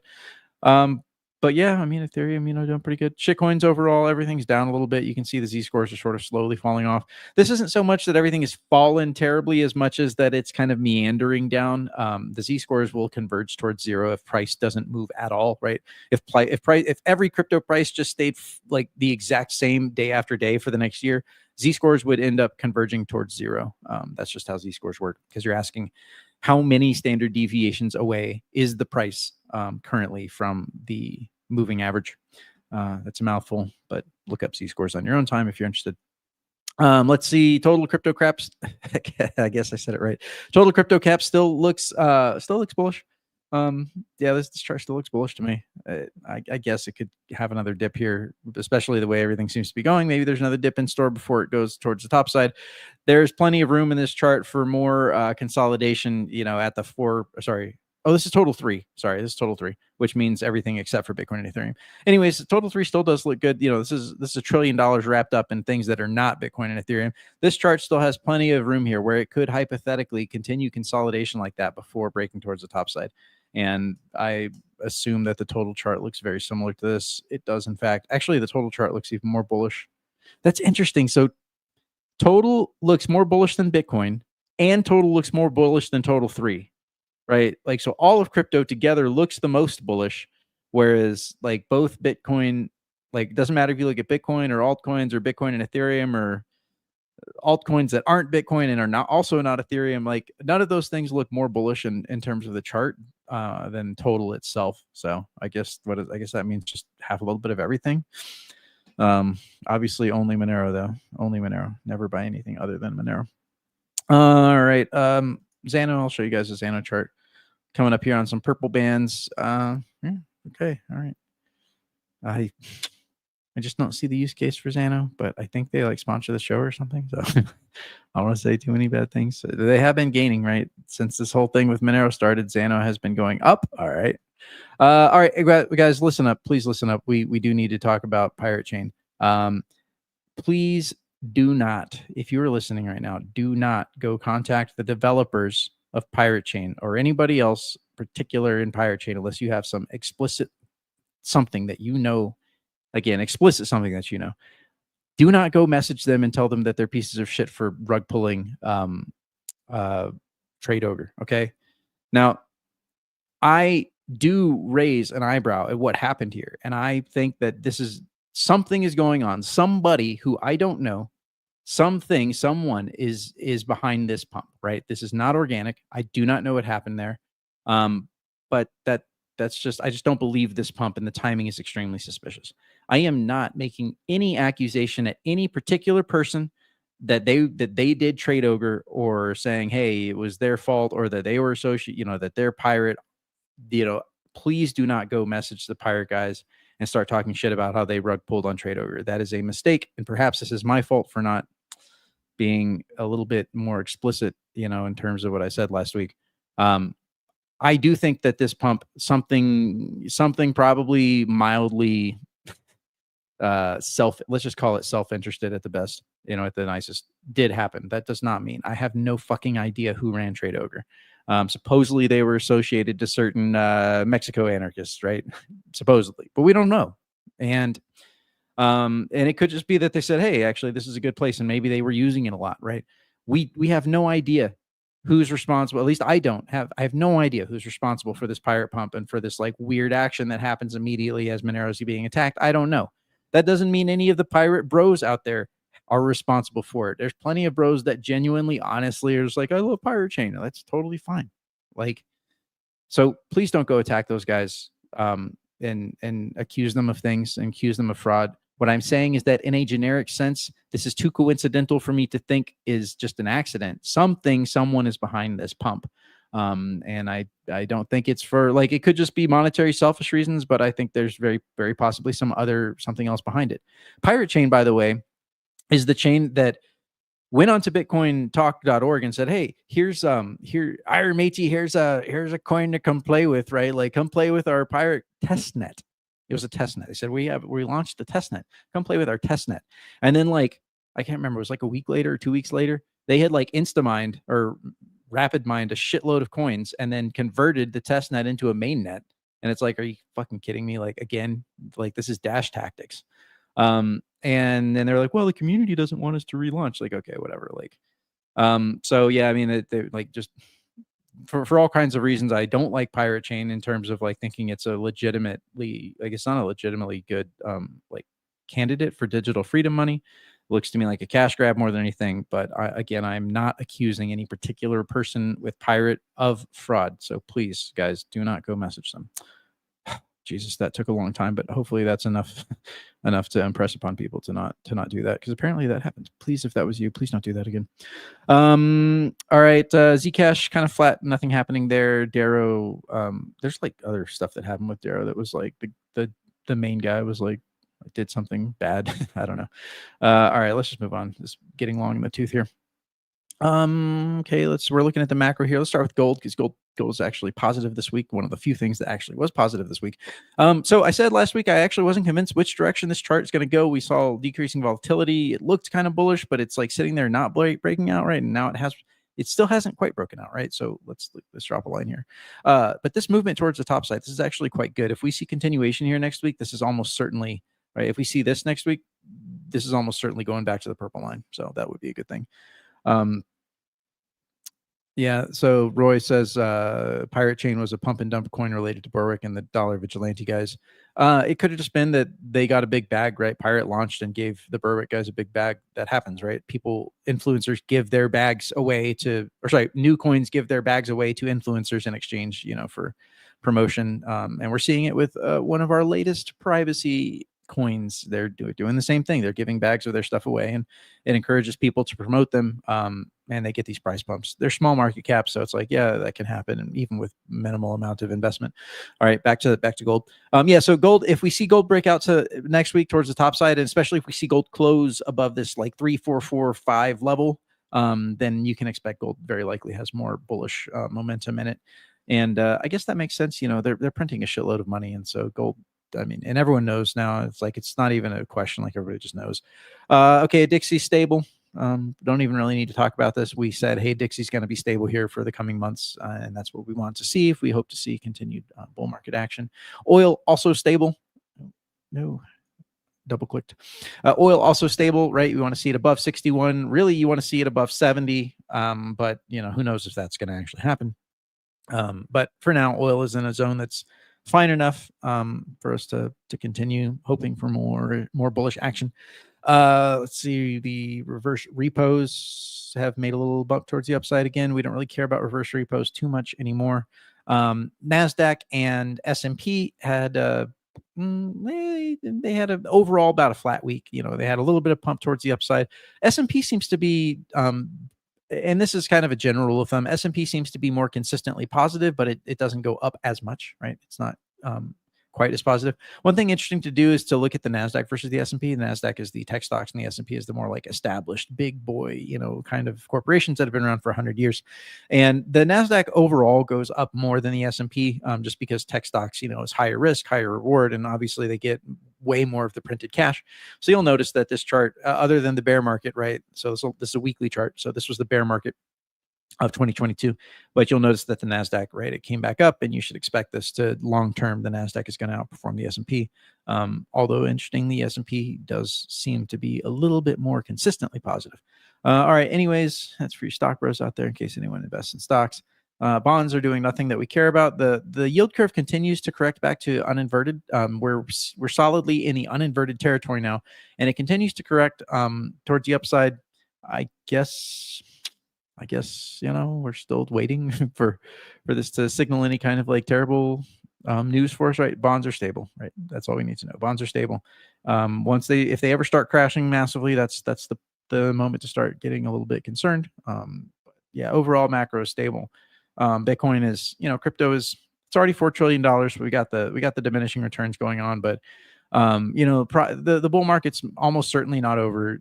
it's just gonna, again, it's gonna do this thing where it's gonna be sideways for a long time, and this bull market might actually end up being extended for a while, just depending on how long they can stave off any macro crash. And they can do that for a long time. They've really like fine-tuned their fractional reserve central banking system, the Keynesian system. They've really fine-tuned it over the years, so they might be able to actually stop any kind of crash for much longer than we actually think, right? They had their mini macro crash. Maybe that was enough to sort of like feed the demons and keep them at bay for a period of time, before the mathematical realities come back to bite. So yeah, maybe we'll be here next year and no macro crash will be forthcoming or imminent, right? Like, so far everything looks fine. We'll just have to see. I have to see how that plays out. But anyways, yeah, just expect that, Bitcoin's probably not going to 200,000 post haste, but it's the game is still on. So, don't be too worried if you saw some of your assets dip this past week. So I just imagine a guy with like a stake in his hand feeding a little demon with horns. Feeding him with fiat. Get that meme of J Powell on the Burr printer and the little demons, little imps surrounding him. That would actually be a pretty good cartoon. Put like Sam Altman down there, and I don't know, Jeff Bezos and Elon Musk. I like it. Somebody should do it. We could do it in like 2 seconds with AI. All right, guys, I think that's all I got for you this week. Really nothing cosmic, nothing super interesting happened this week. So not really that interesting of a price report. Sorry, there's nothing crazy. I have no crazy insight, no penetrating analysis to offer this week. But yeah, things look stable. Ship is steady. Douglas. Ciao Bungman. Ciao Bungaman. Bueller. Maybe he's over there tending to his daughter. Roy says, thanks a lot, Bawdy. Super as usual. Appreciate that, bro. Oh, let's put up the I think I might have missed some of these XMR chats. Let's see. Go to StreamYard. Oh, all right. No, I'll just stay on the. Okay.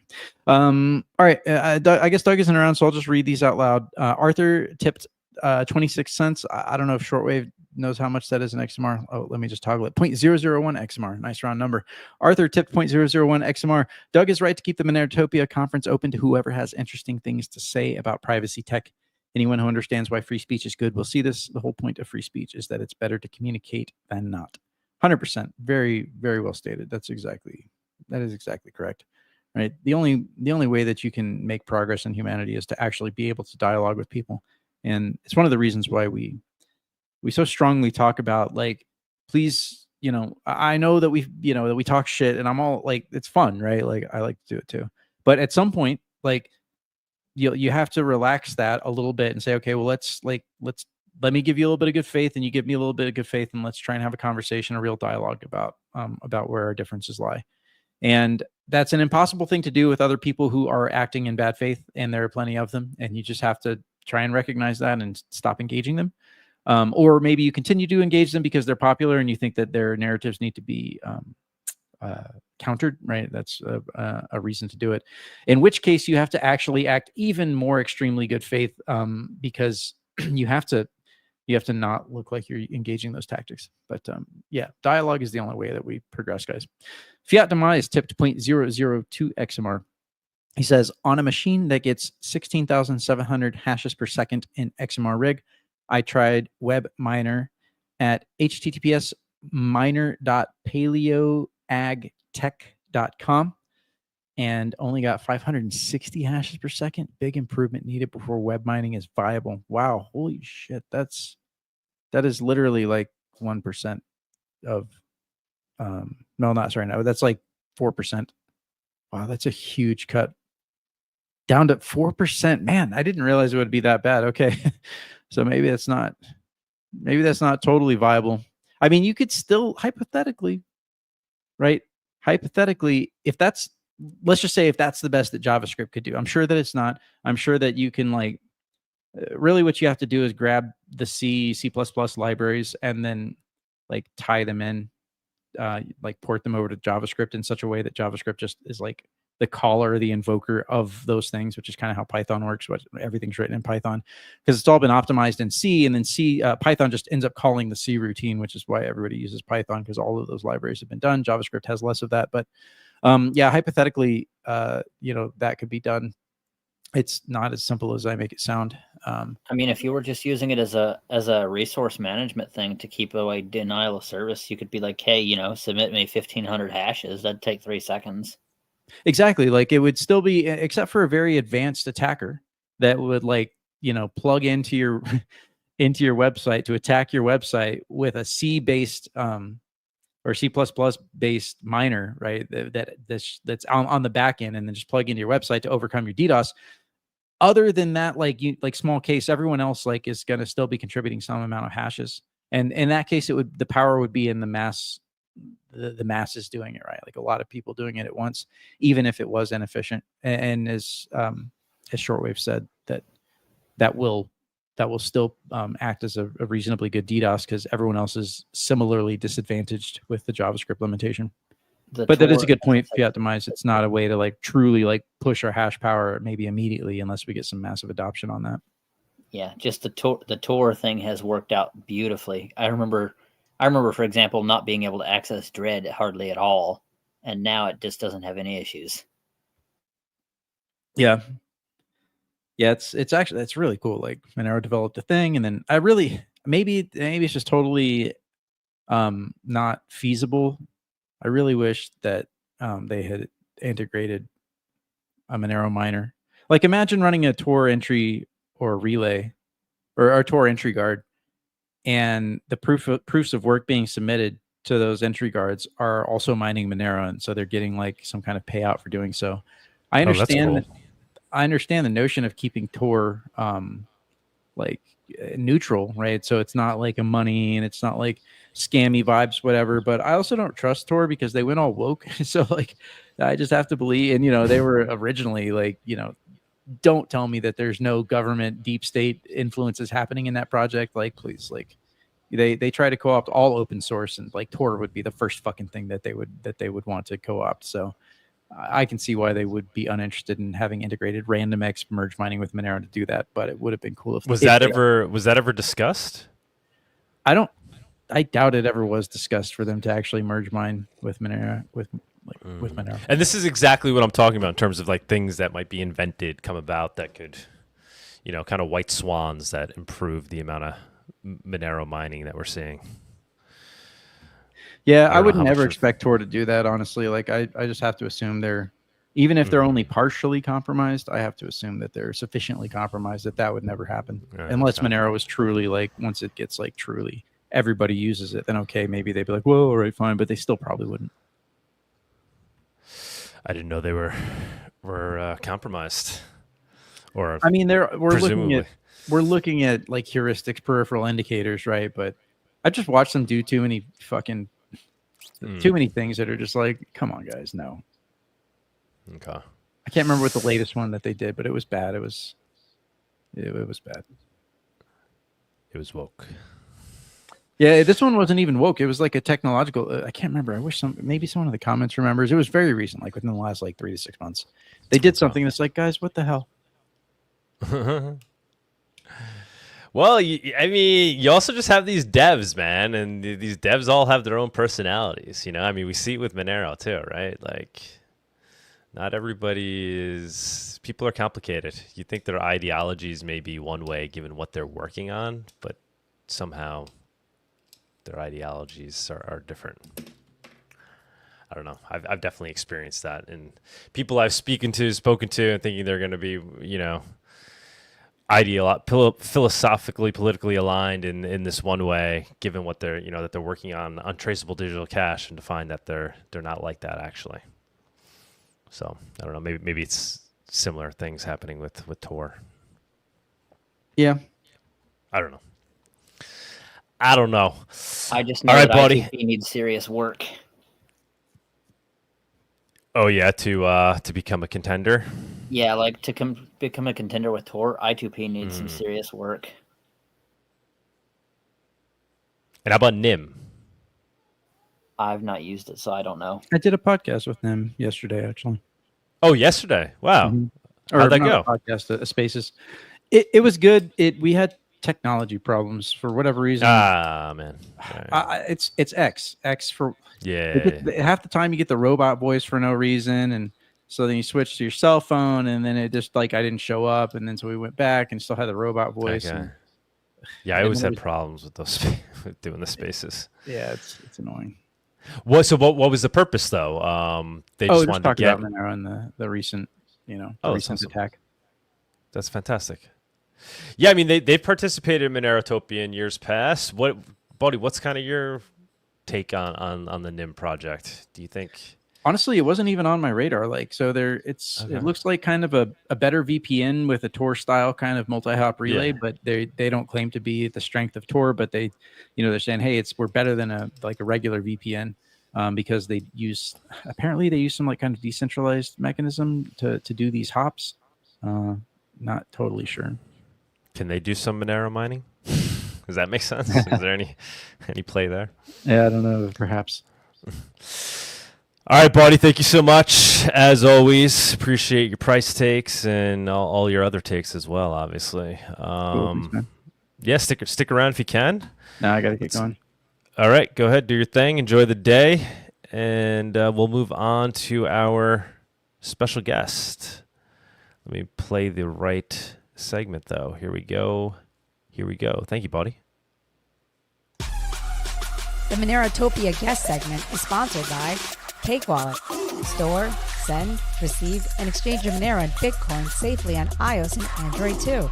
Cake Wallet is open source, and you always control your own keys.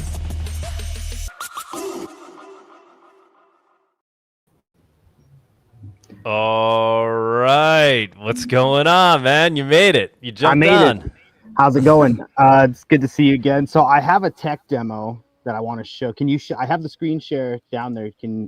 And so to preface first, this is a joke. This is a joke, guys, but it is not funny. Okay. It's not funny, this joke. I get the satire of me having connected a Monero to the AI, right? The glowies are just, their eyes are lighting up. But this is why I wanted to show you guys this, because once I started playing with this, the social implications here are humongous. So I own a Web 2 hosting platform. Yeah, John, give a quick background of yourself. Sure. Yeah, before you jump into it all.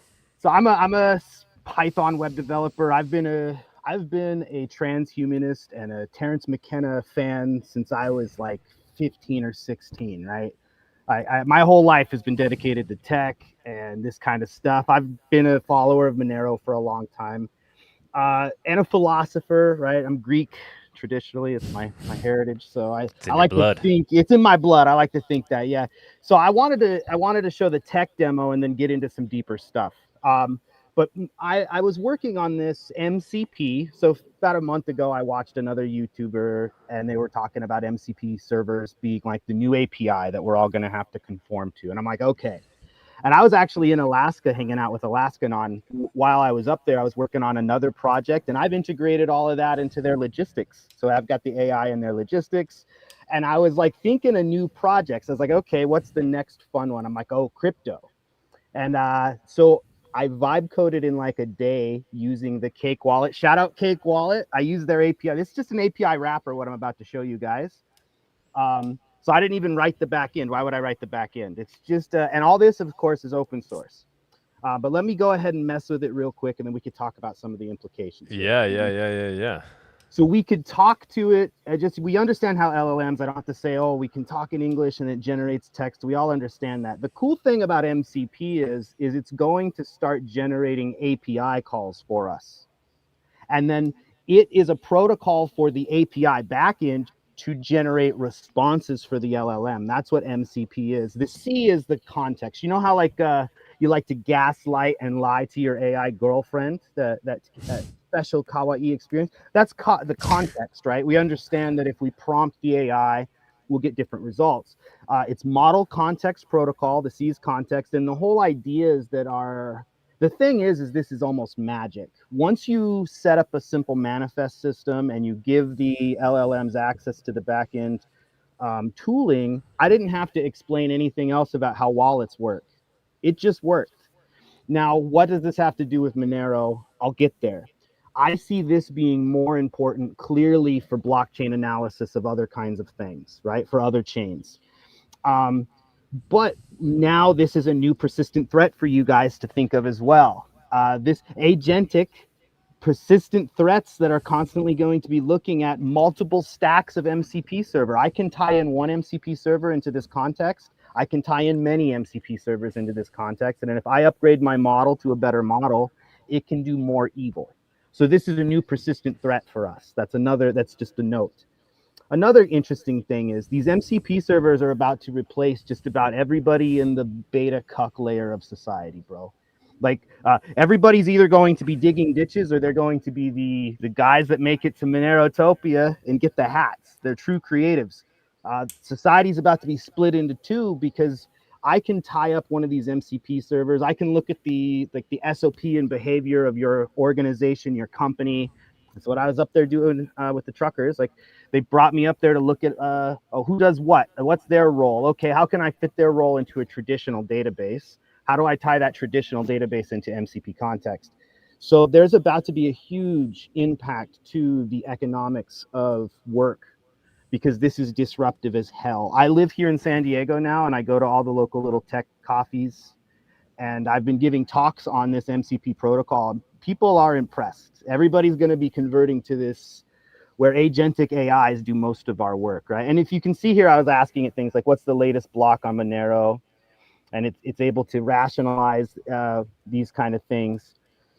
Now, I kind of want to have a call to the Monero community to think about these things, to be aware that agentic MCP contextual robots with layers are going to be analyzing all of us, and they're going to be replacing away a lot we think. Now, let's get into some of the deeper weeds if we can. I think this is going to change society. I'm a fan of the Dune universe, right? I haven't watched the new movies. I'm an old school fan. I've read all the books, including the book with the big worm god, right? Duke Leto II. And he acts as this kind of Occam's razor, a razor through where he's always molding humans. He's like, we like reached our peak evolution in creating it, this object, and he's always watching us. And through evolutionary time, he creates all these genetic Duncan Idahos, and he's like messing with our genome. The AI is going to become that. It's like an invisible authority already. Like when I ask questions, and it's funny because it's all pervasive. It's both political right and political left thinkers are defaulting to this like invisible God, and whether we like it or not, I can see like we have extreme privacy people in this community. Whether you like it or not, this raises the bar for how much effort you're expected to put out as like if you're going to participate in society and work a job of any kind, this is raising the bar every day. And if you don't jump on board, it's going to be like using type or even not being able to conform to crypto. When I ask questions of the AI, I want to make sure that I have proper representation in its answers. Like I want it to say the right things about privacy tech and Monero. I was up arguing with GPT this morning about like the protests in London. And I personally, I'm a political right-leaning person, but as a younger person, I was extreme political left. I've had a flip in my life because of personal tragedy. And I see this as a huge energy in society. It's moving society to these very radical extremes. And crypto is one of the things that can bring it back.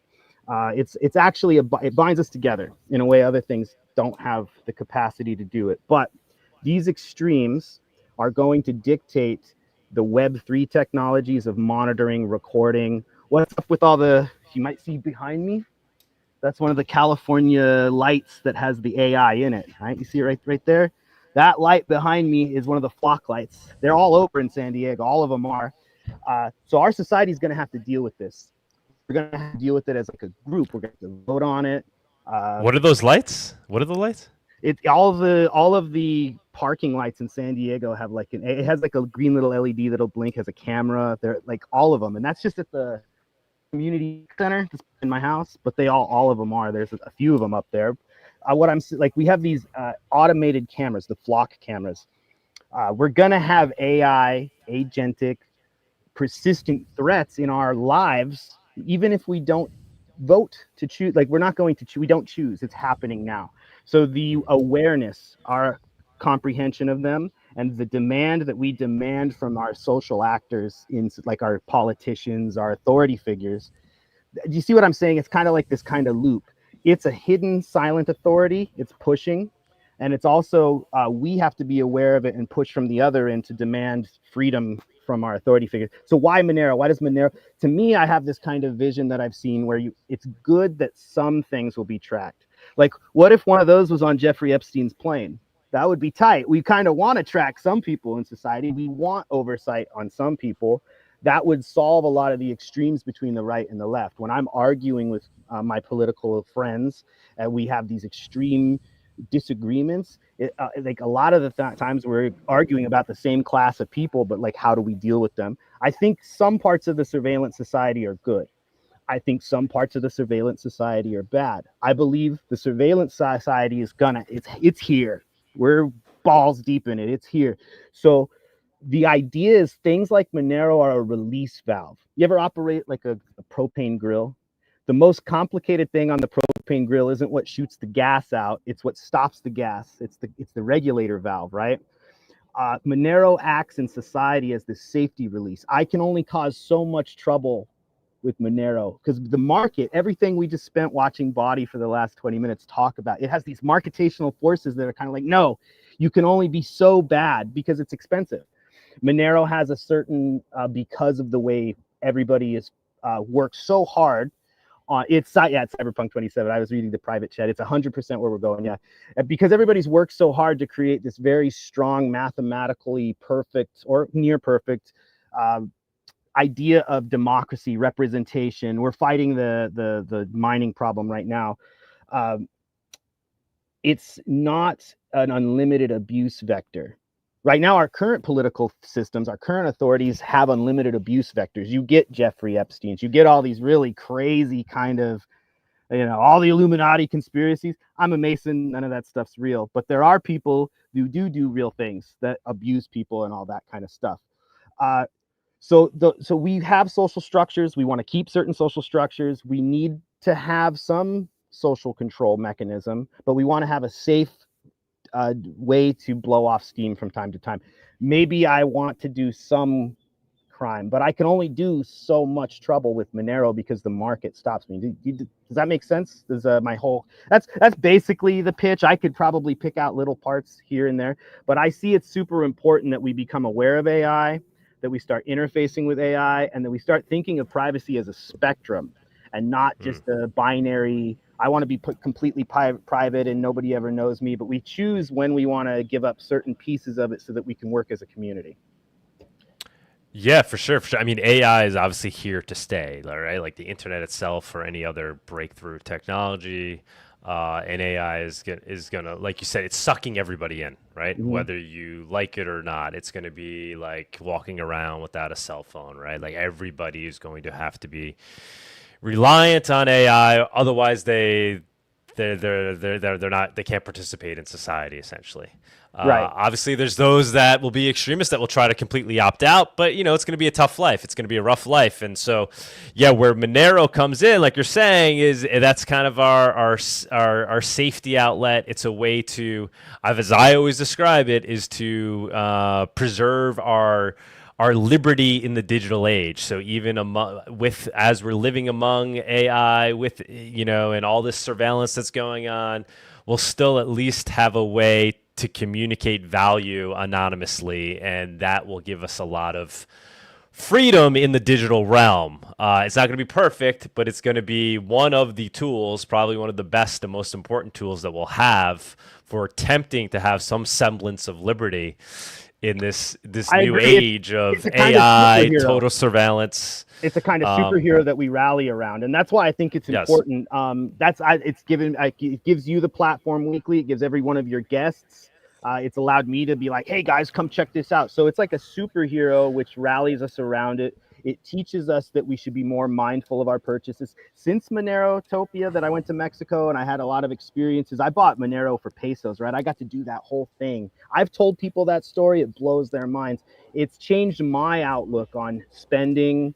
And like, I often will have conversations with people like, it's funny that we take houses and we take a house and we'll give it a monetary value in dinero, right? In fiat. We're like, oh, it's worth $800,000. It's worth blah, blah, blah, blah, blah, blah. It's almost like you're saying I could buy a house for enough cheeseburgers. But if you've been homeless, it doesn't fucking matter how many cheeseburgers you got. There's a value beyond value. And when we look at just the numbers, we tend to get lost. Monero has an intrinsic value that is larger than just fiat. And fiat also has uses and values that us in the community, or if we play with these ideas, tend to get a little too like I think fiat and Monero should coexist, because fiat comes as a system. It's like the United States backs it, right? It's a nation. I like visiting to the United States sometimes, but sometimes I want to leave. I should have another nation I could go to. And I see Monero as a nation, actually. We've talked about this, Doug. Like, it's like backpack exchange, and I see Monero is like all the international playboys we met at the VIP. It's a network state. It's yeah. Monero is one of the first network states, right? For sure, right? It's going to be that digital island that people can live on. Back to what you're kind of proposing here. Obviously, you're coming here telling like Monero people should be starting to think about these things, right? Like, how do we work with AI so that we can create versions of it or tools that will allow us to keep our liberty while it's in the midst of it. It's brand right? new. So if you think about the internet at the beginning, right? ARPANET, it was owned by the military and schools. It took like 10, 20 years of people to be aware of it, hacking on it, wanting to build their own. AI is in that phase now where the largest and most capable models are held in a monopoly behind like NVIDIA hardware. And so if we want to change that, we need to build those systems. You can build hardware. I was watching a YouTube video where they were building using just like LEDs and stuff. And of course, these are very basic neurons. But there are whole new classes of electronics that need to be invented and created. And then think of like things like, what's it called? The Nodo hardware. Man, what an amazing project that has been. What if a similar project in the privacy space started to arise for like AI hardware open source? So there's like so much, like we need all hands on deck. We need everybody in here now. There's so much that needs to be built out in this space to make sure that we can be competitive with the top down models, or we're cooked. Right. It's just that simple. Yeah. Yeah, for sure. Nano GPT, they're doing really interesting things. I don't know if you're familiar with them. That's a way to basically use AI anonymously, paying with Monero and other cryptos, but ideally with Monero, because then you're really using it anonymously. You can query the AI. It doesn't know who you are. It doesn't know that you're, it can't track your payments. See where your payments are coming from. So you could like truly anonymously interact with AI. That's an important thing. That was a tool that I got very excited about when I first used AI. I was like, that was one of the first thoughts, right? Like, this is, oh wow, we could do this now with Monero, where and Nano GPT is doing it. Very cool. I don't know, Shortwave, you want to chime in? Yeah, another useful thing about Nano GPT is the fact that it has a toggle for using open source models only. So that's what I'll use. I don't you can jump to all the different models, which is very cool. So like you could easily use different models that are all kind of brought into one spot, as opposed to just using ChatGPT.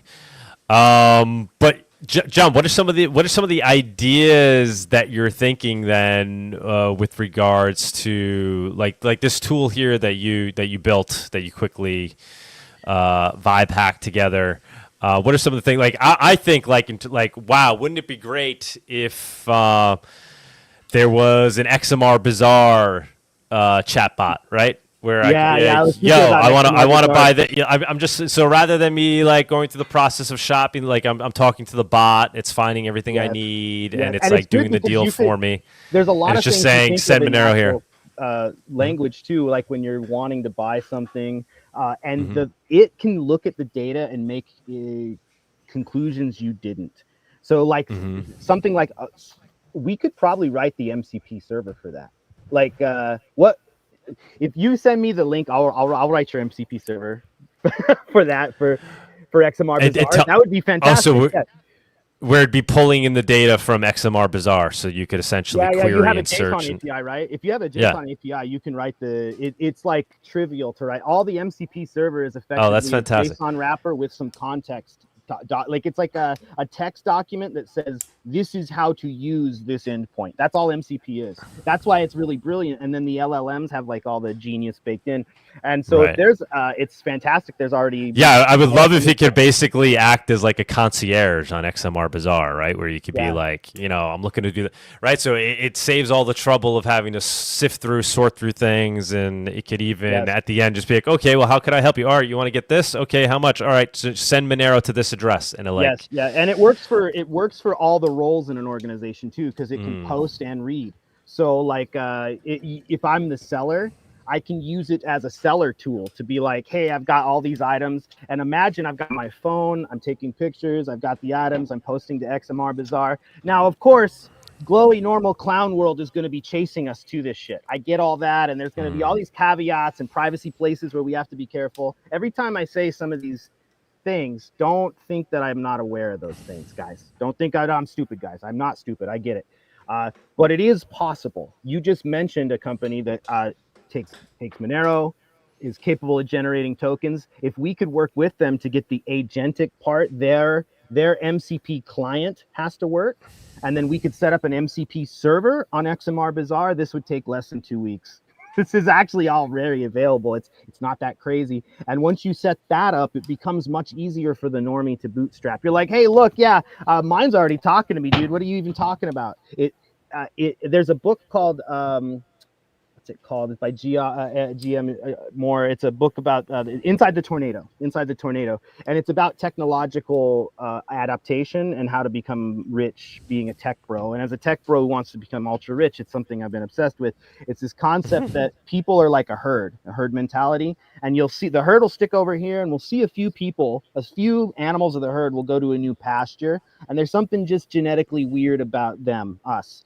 We walked over to the new pasture. Now there'll be a point where more animals are like, they're genetically to be like, oh, look, there's enough animals over there. It's safe. Right. And then everything goes. It's like ants following their pheromones, right? Yeah. You have the ants that drift off. Yes. And then they may randomly bump into whatever, some sugar. Yep, now they're going, and the next thing you know, all the ants are rushing away. They're all over there. So that's that tornado event. I think Monero's had a few of these events, but privacy tech as general hasn't captured the mainstream imagination yet in a big way. Once it does, it will become the status quo because it has to. It's going to be what solves our problem between the right-left politics just ripping the world apart. It's the only solution. Mm-hmm. Yeah, I mean, I got a lot of like AI oriented ideas with regards to things that can be done in the Monero space, just making things easier for normies, right? Yeah. We always talk about making Monero more user friendly. I really think that's where AI can come in. Now, how do you do this in a privacy preserving way where we're not giving all this data to our overlords and then they're using it against us? That's the tricky part, right? That's the tricky part. That's like where Shortwave is saying is make sure we're using these open source things. Obviously, ideally, you're running your own server, right, with the AI on it. Yes. That's why I publish the MCP tools as open source, as I want people to start building them out. If the more we publish into the public domain as an Apache license, as a GPL, like any of your flavors, the more we're doing that, for one, we're actually building wealth for other people. I've built every bit of fiat, all of the evil, greedy money I've ever made in my whole life, I got from the open source community by building so for one, we're building wealth for everybody. That's good. For two, it's fighting the systems of control, and it's just increasing general knowledge. Think of when we were down there trying to buy and haggle shoes with the little abuelas, right? If it talked in their natural language to them, and it talks to me in my natural language to me, and we do our thing, we part our separate ways, that's perfect. I feel like all of the pieces are on the table. We just have to kind of, maybe we have to get together like an Apache foundation, like maybe there has to be a software foundation or something, some organizational, and then we get that representation within the legal framework. You know, a 501c is a legal entity. I'm just saying, these are ideas, right? A lot of ideas. We should definitely talk offline too, especially maybe with something with the XMR Bazaar chatbot, because it was on our to-do list. Got a couple of ideas in that realm, and then even just for purposes of onboarding people to Monero itself.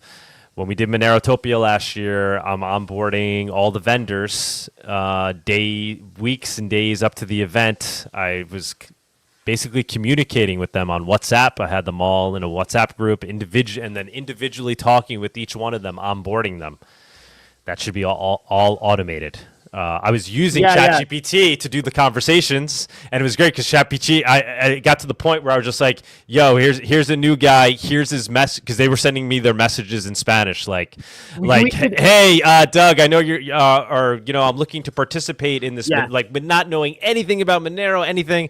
They just know that there's this thing, that there's this opportunity. The woman who runs Signal CLI wrapped around an Olama backend. Yeah, we could do that. And I was just copying and pasting their message into ChatGPT, and at that point, it had already known everything I was trying to do with the event, and it was just generating responses and onboarding them. And you could wrap that whole thing to a discourse server or some other. Like you could have a forum in a regular Web 2 world, and then have that wrap an MCP server, and then forward. Or there's so many. There's a lot of cool ideas there. Yeah. And like I said, every time we do this, we're generating wealth. Monero itself has generated wealth for so many people. That's really important, because if we don't generate wealth for each other, we can't feed each other. And then, of course, they win. We're already slaves. Doesn't matter. We have no free will.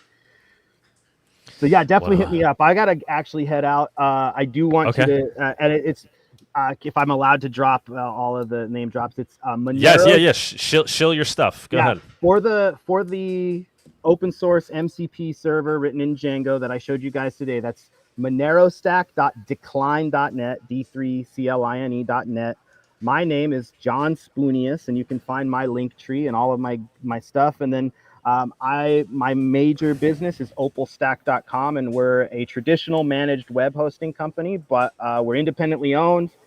We won't do any weird shit with your data. We care obviously about this space, and I dedicate a lot of our time, effort, money to building out technologies like this. So if you could support us, that would be fantastic. And you're a friend of Alaska Anon, right? So if more than just a friend, I'm afraid. If anything gives contract together, I've done a lot of dirty with all. Okay, if anything gives you credibility, I would say that's it. Of course, yes. Infamous is famous here. Of course, yes. I love you all. Any chance we see you at the next Monerotopia in February? I've been trying to get everybody to go. I'm trying to get my co-founder to come with me, who's a major Monero enthusiast, Chinese American, has used it for some interesting trial. I'm trying to get the rest of the company to come with me. Hopefully they do. I would love to. If not, then my soul will be there. Is it going to be in Mexico again? Yeah, same place, same venue in February. Yes. Yeah, I'll be there. Yep. All awesome. Right. Love you guys. See ya. Have a good one. Thank you so much. That was great. Thank you, John. We'll be in touch. All right, that was cool. So you guys, all sorts of ideas in the Monerotopia realm. I don't know. I'm sure some people are like, AI. But yeah, it's here to stay, guys, as we all know. So let's wrangle it in and use it to our advantage in a privacy, liberty-preserving way. Did I miss any super chats? I think I finally did fix the super chat, so they should come in Monero now. Before I thought I fixed it, but now I actually did fix it. So it should work. Next person that sends their super chat. Shortwave, are you there? I am here. So we got news. I'm not really ready to do the news, so maybe I'll bring viewers up on stage, and then I could bring the links up, and I'll try to do the news since we don't have Tony today. Or maybe we just skip the news. But no, I could run through it quickly. There's some things we want to cover. But maybe I'll just move to viewers on stage and then kind of let you guys talk amongst yourself a little bit as I prepare the news. And then we can run through the news. And if people want to comment on that, we could do that. So let me go ahead and run the viewers on stage segment. Here we go. Here we go. Bam. The Monerotopia Viewers on Stage segment is sponsored by XMR Bar. Play dice with Monero using a privacy-respecting and provably fair algorithm. Go to xmr.bar. As always, verify and never trust. Please gamble responsibly in accordance with the laws of your jurisdiction. Might go ahead and play the news segment intro just to get it out of the way too, since you're going to do both of them together. Yeah, I'll play it in a sec. Let me get people up here chatting, and then once I got the links ready to go, I'll run the segment, and we can run through the news. What's going on, guys? If you guys want to jump in, please do. Hello, Talk gentlemen. amongst yourselves. Good Saturday, Anybody? everybody. Yeah, if anybody new wants to hop on, let me put the link, the StreamYard link. I'll put it in the chat. It's as simple as clicking that link, guys. You don't need to sign up to anything. Anybody new that wants to join viewers on stage. Looks like we did get Anon tipped. It's still showing as dollars. All right, so maybe I didn't save the changes or something. I don't know. But thank you for that, for testing it. Go ahead, guys. Hey, friends. I just wanted to know, why should the richest people, the aristocrats of Monero, be the ones that can finalize transactions or not? There's a lot of ways to do this proposal that may actually mitigate such an idea. There's a good argument for the idea too. I'm not even saying that I support the idea, but one of the reasons why it was in the Constitution that you had to be a landowner to vote in the United States, which there's some technicalities to that understanding, but let's just run with it the way it's understood right now, is the idea that you had to have a stake in the game, or if something was going to affect something that you owned, then you should have a greater say. So another good example is in the world of shares and shareholders, you have to be a shareholder to have a voice, and the more stake in that particular company you have, the more of a voice you should have. But then there's also things like non-voting shares, which is, by the way, something that you could attach to this whole concept as well, that there are voting and non-voting shares. It's really meant to just make sure that people can't speculate without participating. Do you see how this could be like a deviation from the entire ethos of what Monero has been so far, and in a drastic and sudden and unexpected way due to some little stupid thing that is kind of like the TSA reacting as a reaction to 9/11?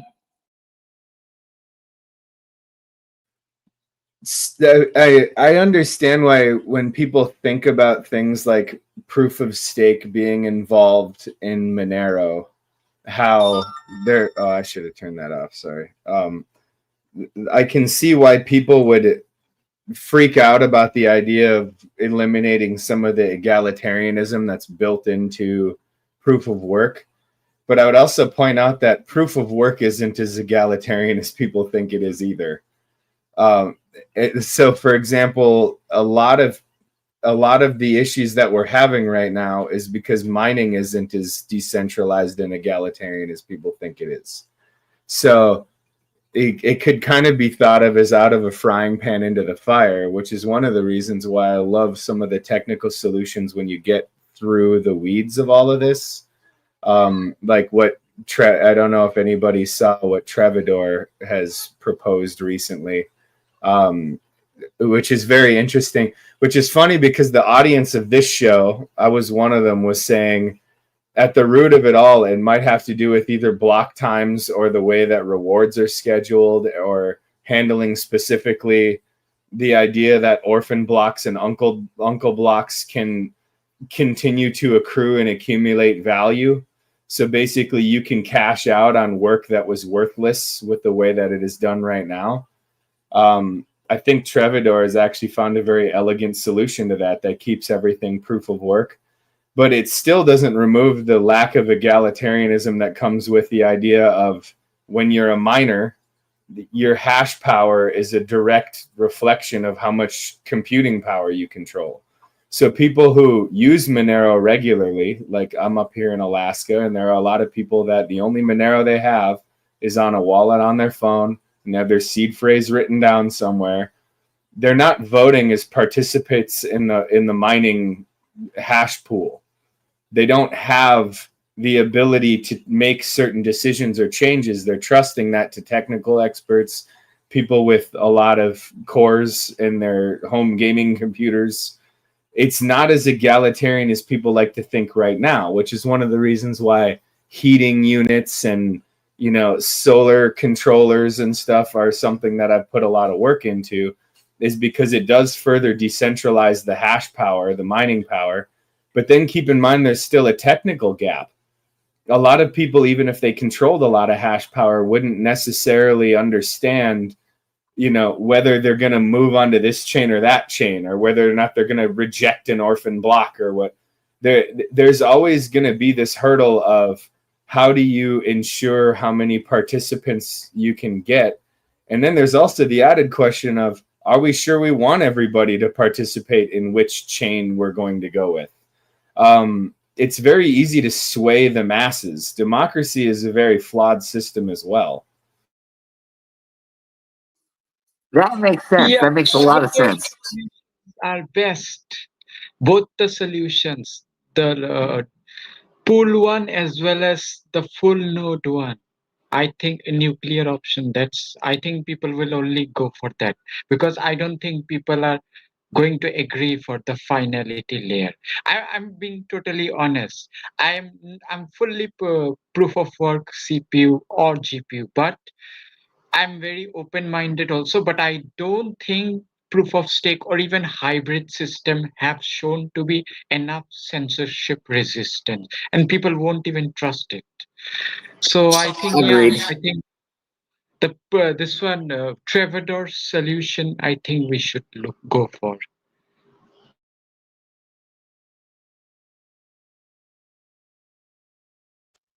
I think that makes a lot of sense. I don't think people are going to buy it. I think it sounds like bullshit.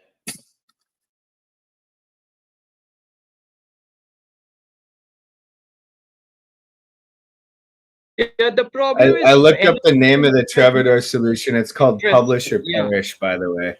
Publish or Perish. Submitted multiple proposals, but yeah, most of them have much more support because it's mostly proof of work, and there are some like extreme options like running full node and everything. But yeah, that's not the issue. The thing is, hybrid system haven't been tested anywhere else. So I think we should focus on the proof of work thing. And yeah, after we see how Trevador's solution works, then, and if we see like the finality layer, I think Zcash guys are doing, if the experiment works over there, then we will see. But I don't think people will go for that, because it's very new and people are very anti proof of stake. So I think better to go with Trevador's solutions. So one thing that I would point out is proof of stake becomes a lot less terrifying when you start to think of the evolution of these private smart contracts. So like the direction that DarkFi is going, for example. All of the sudden, proof of stake is not the evil empire that it's being presented as right now. Or another thing that I would point out with proof of stake that a lot of people are kind of ignoring is if we look at the way that our own economy works, one of the things that you're trying to produce with a capitalist system is a healthy direction for the investment and the preservation of capital. What you don't want to see is, so for example, in our current ecosystem, you have certain people that are close to the printers. They can spend money on pretty much whatever they want. and it leads to the misallocation of capital, and then the misallocation of capital leads to a collapse in the economy. It leads to bubbles in your economy. But keep in mind that there's no perfect solution for directing capital. You're kind of just like watching to see what the results are going to be. So that gets balanced by risk in a healthy economy. People are taking risks, and then they get the reward from taking that risk. So the misallocation of capital in a healthy economy is prevented by risk. And then you get people who spend their days trying to figure out risk mitigation and, risk versus reward equations. And you end up with these like fear, greed indexes. And what that does is it uses collective brain power to try to mitigate risk and effectively allocate the capital the way that you want. One of the things that's missing from Monero is bonding systems. The first bond system that I know of is actually XMR Bazaar. And that's a very important economic function. And you want to be able to generate yield on the preservation and the allocation of capital in order to reduce your risk profile and grow the economy. So if you integrate the idea of smart contracts and a finality layer, and this is one of the reasons why I keep poking at the idea of everybody is so convinced that we don't want to increase inflation in Monero. And I've been ranting like a lunatic for quite a while. We don't know that. We don't actually have any models whatsoever. We don't have any kind of like proof that even what people are saying about preventing the increase in the inflation rate of tail emission is going to work. Gold has a higher tail emission than Monero right now. Last year it was over 3%. Nobody is looking at gold and saying, oh, that's not money anymore, except people who have already been proven wrong that gold isn't money anymore. We know that gold is still really good money. It just hit 3% inflation rate last year. It's been statistically averaging over 1% for over 100 years. Monero has been under 100%, under 1% for a very, very long time. And the entire premise of tail emission was to securitize the network.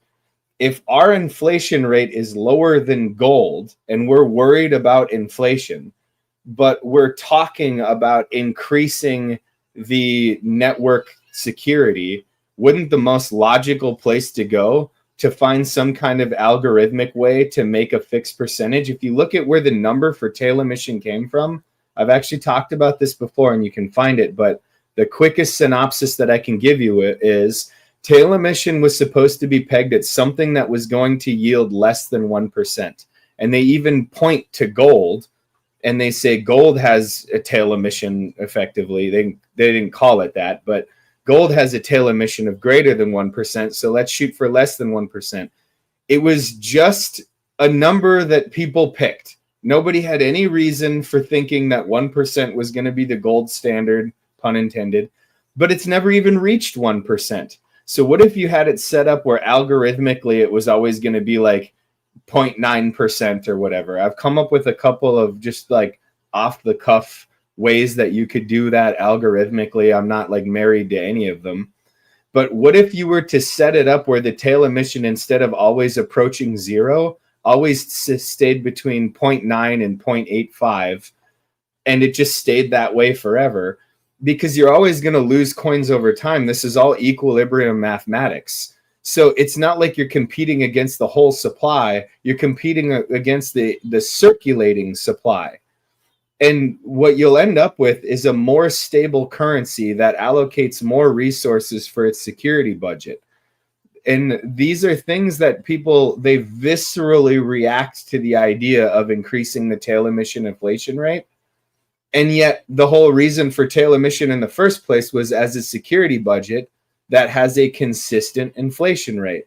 And it kind of reminds me of the same thing with proof of work. Not every proof of stake. Not every proof of stake solution means that people with a lot of Monero get to make all of the decisions. Not every proof of work solution requires that we jump onto, for example, an Ethereum blockchain. It could be something that's already merge mining with Monero and is a private smart contract. It could be a lot of things.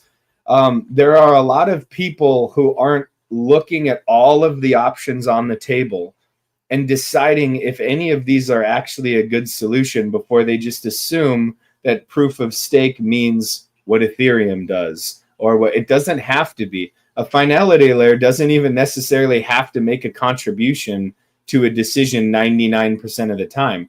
It can only exist for the purposes of dealing with orphan and uncle blocks. It can only exist for the purposes of, you know, preventing splintering of the network. And then the other thing is, we already know that the internet is, in general, is starting to lean towards a splinter net solution.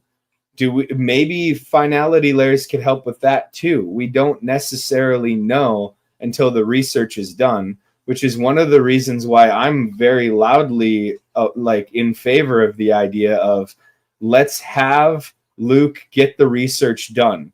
Let's leave it on the table and let's figure out if that same information can be applied to something else. Like, what if Monero has one chain going in the Russian splinter net and another chain going in the American splinter net? Are we going to just say, oh, people who spent Monero over there, their transactions don't matter, even though it's real Monero, even though it's part of the real economy? What if I wanted to go from the United States to Russia and I wanted to spend my Monero? We should have a solution for that. And who knows, maybe proof of stake 3 years from now is going to be the best solution for that. Okay, buddy, let's talk to brass tacks.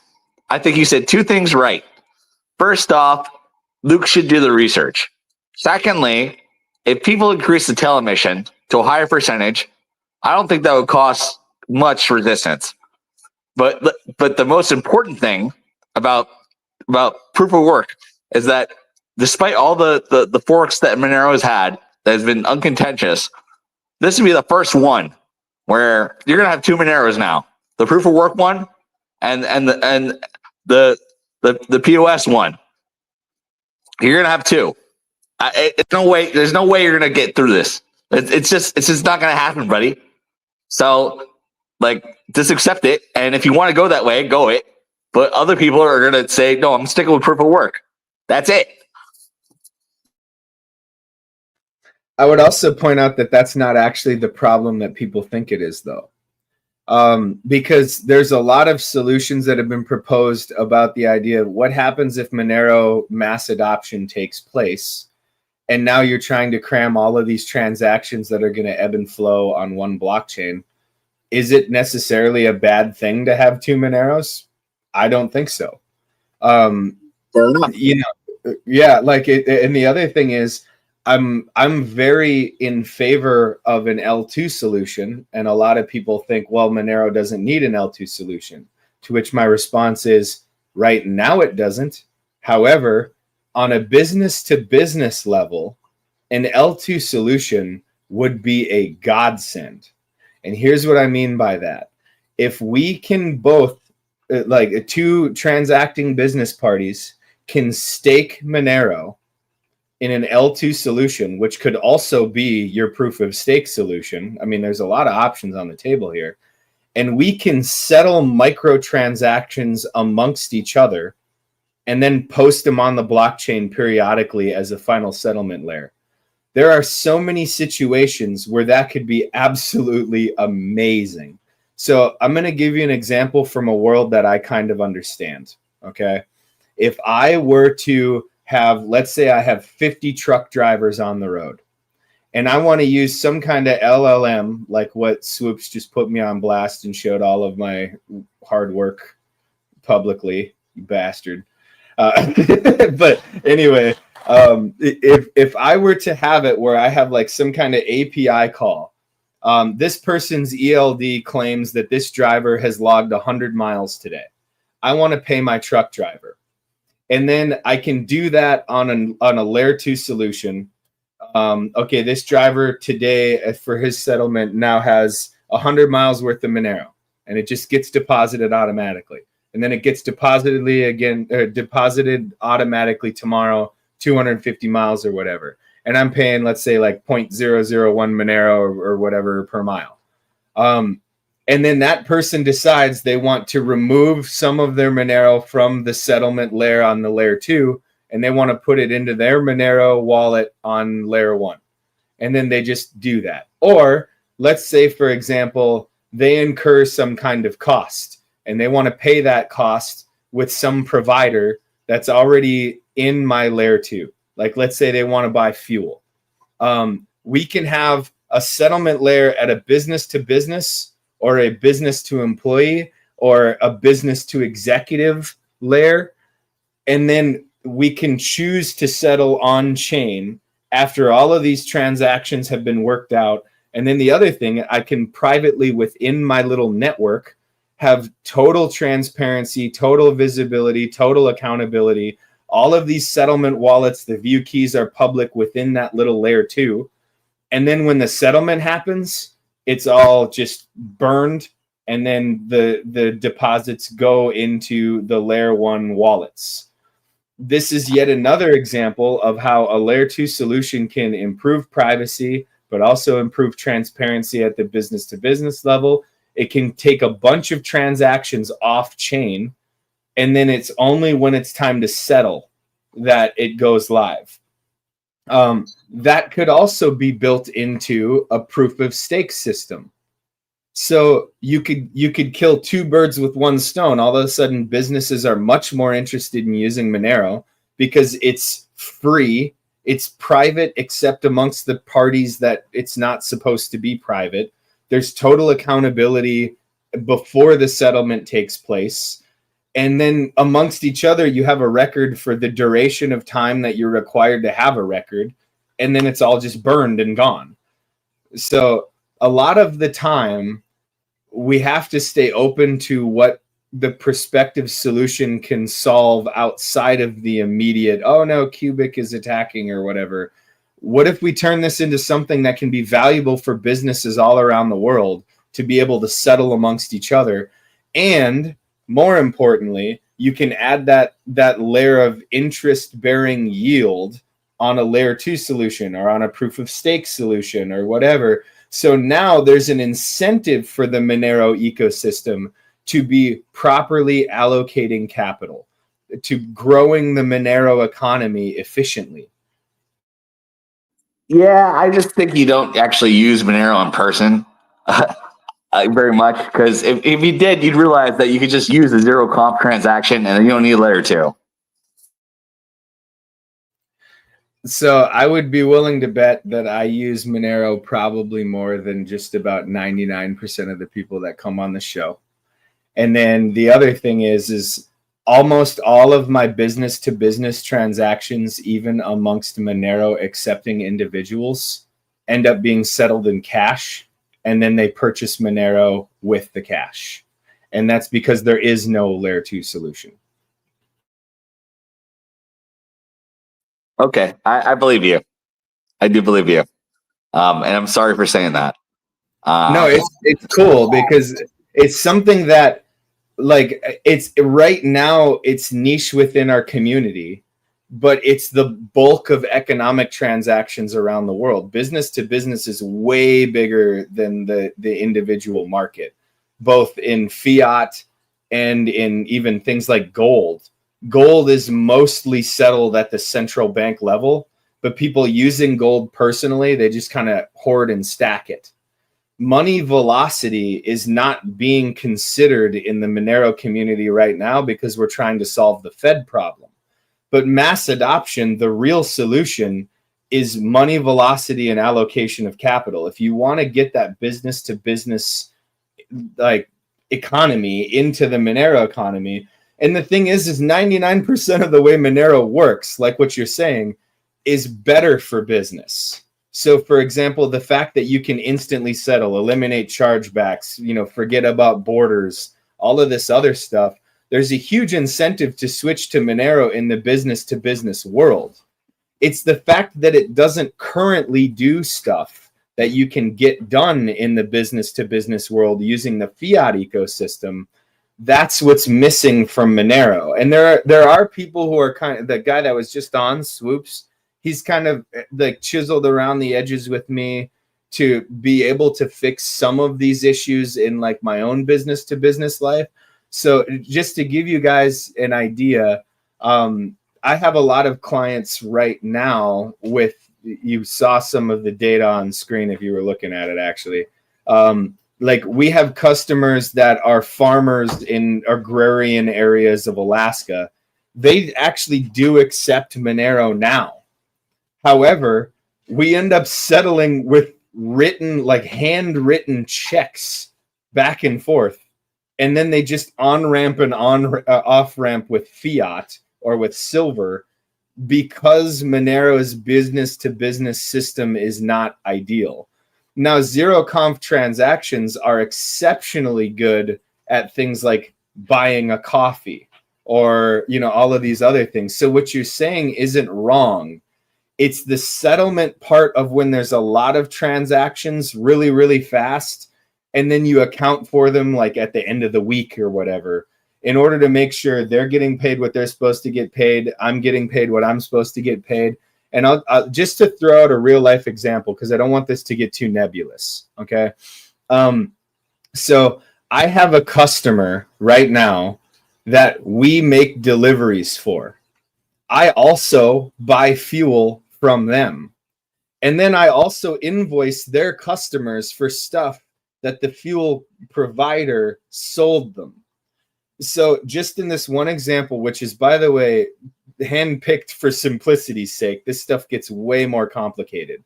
So a customer that I buy fuel from will also ship petroleum products to a customer that I deliver freight to.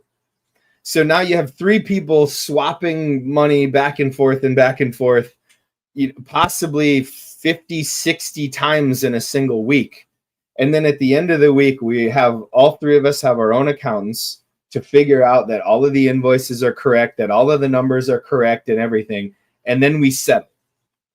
A layer 2 solution would help with three things. Number one, it would make it much more efficient because you would have, 5, 6 view keys that should all account correctly from the beginning of the week to the end of the week. Number two, you have a pool of, I guess you could say, like reserve capital on your layer 2, where each chunk of money is settled out that you can attach to these view keys. And then when the settlement takes place, you can see the person removing their funds from the equation or reallocating their funds within that equation. These are things that a confirmation layer doesn't really help you with the accounting of. So it's not like I'm just going to a window and buying a coffee and that's the end of it. In Alaska, by the way, they have these like coffee huts. It makes sense if you live here. So it's not as simple as I just go and I make my transaction and then we settle. And I know that even though there's zero comp, we're good to go. Guy drives away. I get my Monero. We're done. It's like this idea of a week of transactions taking place.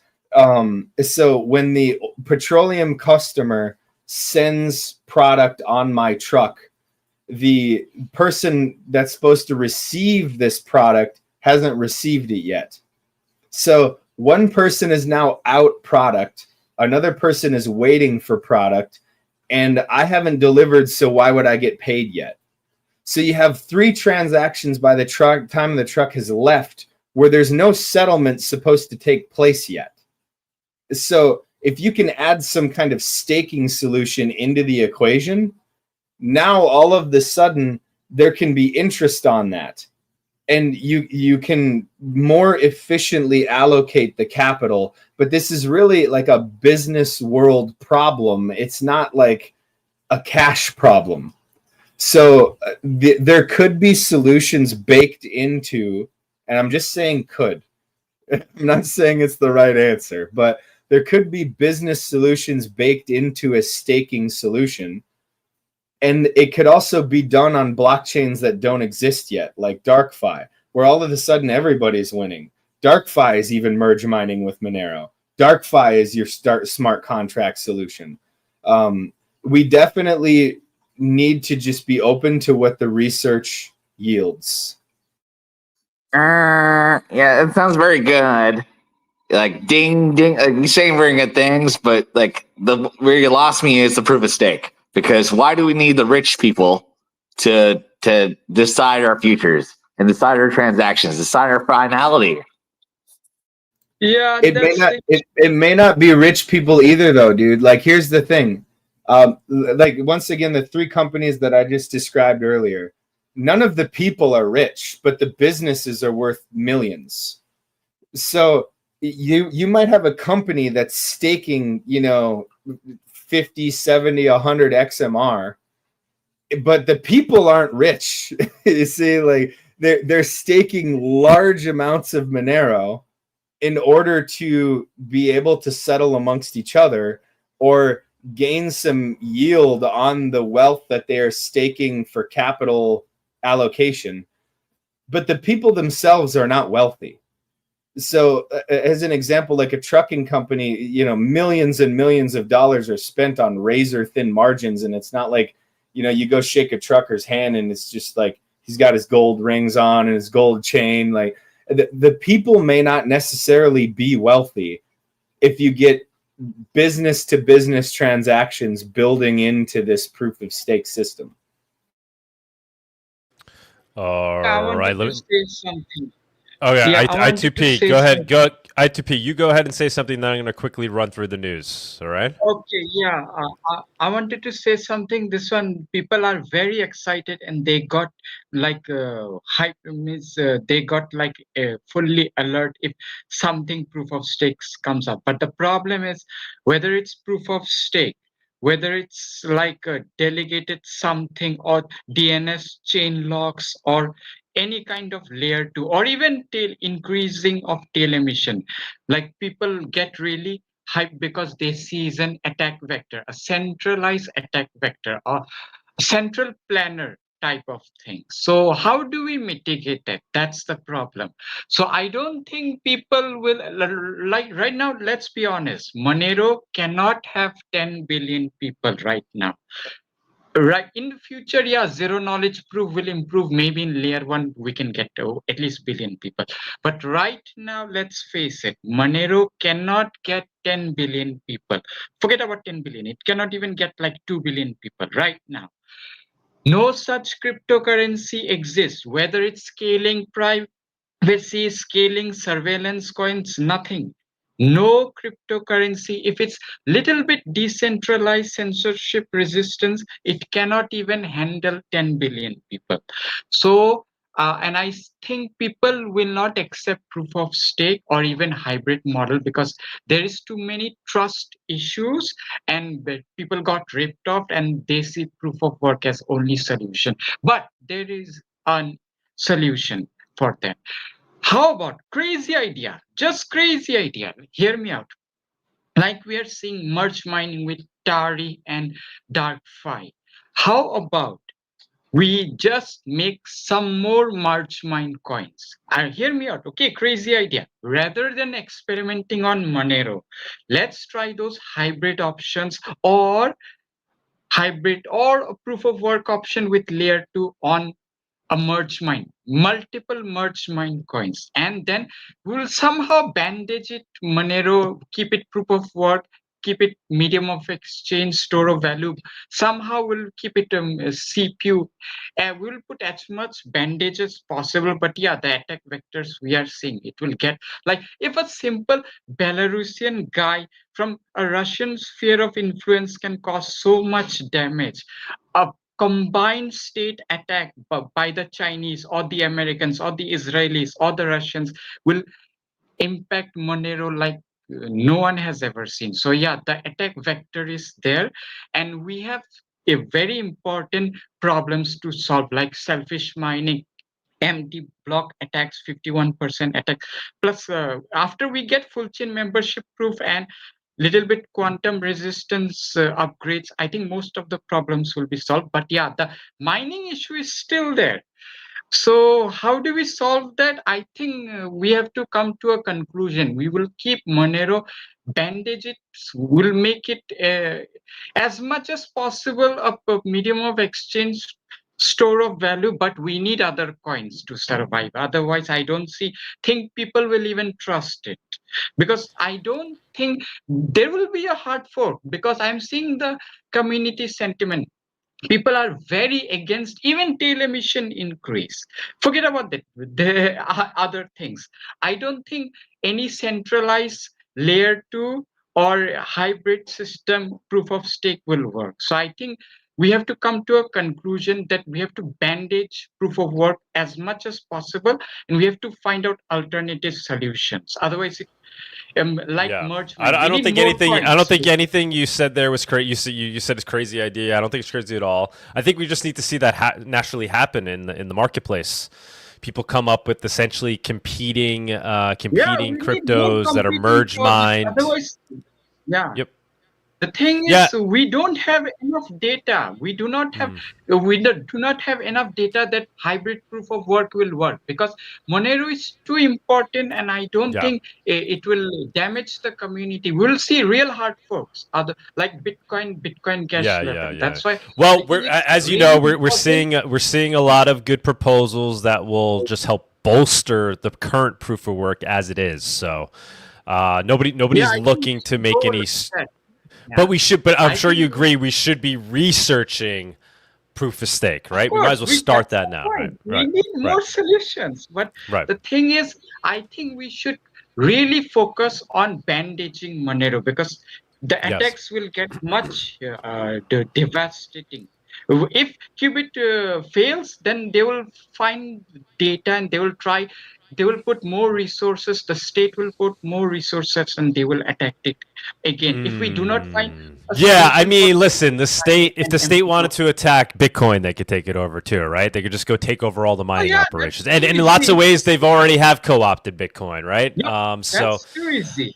I think another thing to consider too with Monero, right? The argument has always been that it's harder to essentially co-opt. I do think its privacy really does play a role there, right? Even with this mining attack, they can't censor transactions. They could just blankets, stop everybody's transactions, stop people from using the network, but they can't pinpoint and censor transactions. So, Yeah, we have to know that Monero is getting attacked because it's got successful technology being implemented, like yeah, I random guess the point I want to make too, expulsion right? Like yeah. any enemy with enough resources, and that's the state, can still will be able to mess with crypto, right? We'll be able to mess with Bitcoin, we'll be able to mess with Monero. But I think what happens is you get to a point, and this is what happened with Bitcoin, is the state ends up integrating with it, right? Once it gets large enough, right? That's really been what differentiates Bitcoin from all the other cryptos. You're starting to see it now with Ethereum too, but really it's just getting integrated by the state itself and accepted. So the state no longer sees it as a threat, but now sees it as something that it needs to just basically live with, and then it can still take advantage of it and do what it needs to do, because ultimately it's not a threat because of the way it's built. So what's different with Monero is that if it does get essentially integrated with the state, arguably the state won't be able to do what they like to do, so they're reluctant to have that happen. That being said, I think there's arguments to be made that even the state would or even needs a tool like Monero to exist for the things they do. I know I see people throwing those ideas around, and I don't think it's that far-fetched to think, once we fully transition into this digital world, cash no longer exists. There's no longer briefcases of cash that the CIA could, show up with in some country and gift it, right? Like, that's no longer existing. The only thing they could do is kind of create offshore, fake corporations and this like that. But it's all very traceable and noticeable, and they're going to need a tool for their own operations. And that might be where, essentially Monero integrates in such a way where it can't be killed because they themselves rely on it. Yeah, that's true, because for regime change as well as money laundering done by the state, they will still need a privacy option. But the thing is, But Ethereum is fully gone. Yeah, Ethereum could be saved if somehow the privacy community infiltrated Bitcoin and implemented something like privacy governance or like MWeb, something like that. Then yeah, it will damage the state too much. But yeah, Ethereum is gone. I2P. Let me go ahead and run through the news. Always great thoughts, Mr. Queer. Thanks for jumping on and asking the questions. I hear a slight familiar voice, but I think that could just be me imagining things. Thank you, Mr. Queer, for jumping on today. Please stick around if you can. I'm going to quickly run Sometimes through. I think that his ideas come from Mars, but I don't know. Yeah, right. He sounds a little Martian to me. Let me go ahead and run the news segment. And then if you guys want to chat a little bit more, we can. But yeah, just be patient. I'm not really good at clicking all the buttons here and moving around. In fact, I can't even find the freaking news segment. Bam. Oh, we have with Tony and without Tony. I'm going to run the no Tony news segment. Here we go.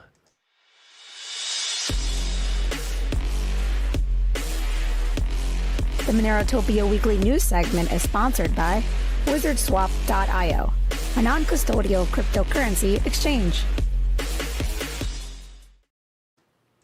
All right, bear with me, guys. I'm going to try to bring these up one at a time without it being too annoying. All right, so first piece of news. We have Clint Russell tweeting, I've never wanted to burn an American flag, but I might do it today now that Trump violated the First Amendment by making it illegal.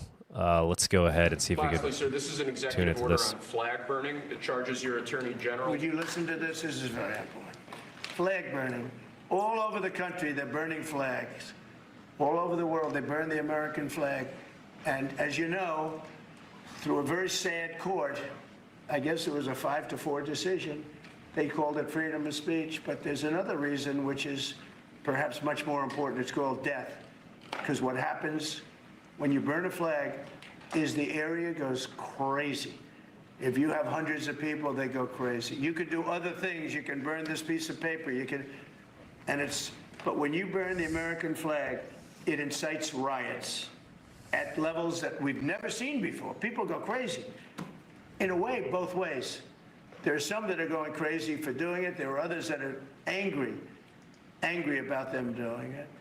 Do you want to discuss that? Sure. So what the executive order does, sir, it charges your Department of Justice with investigating instances of flag burning, and then where there's evidence of criminal activity, where prosecution wouldn't fall afoul of the First Amendment, and instructs the Department of Justice to prosecute those who are engaged in these instances of flag burning.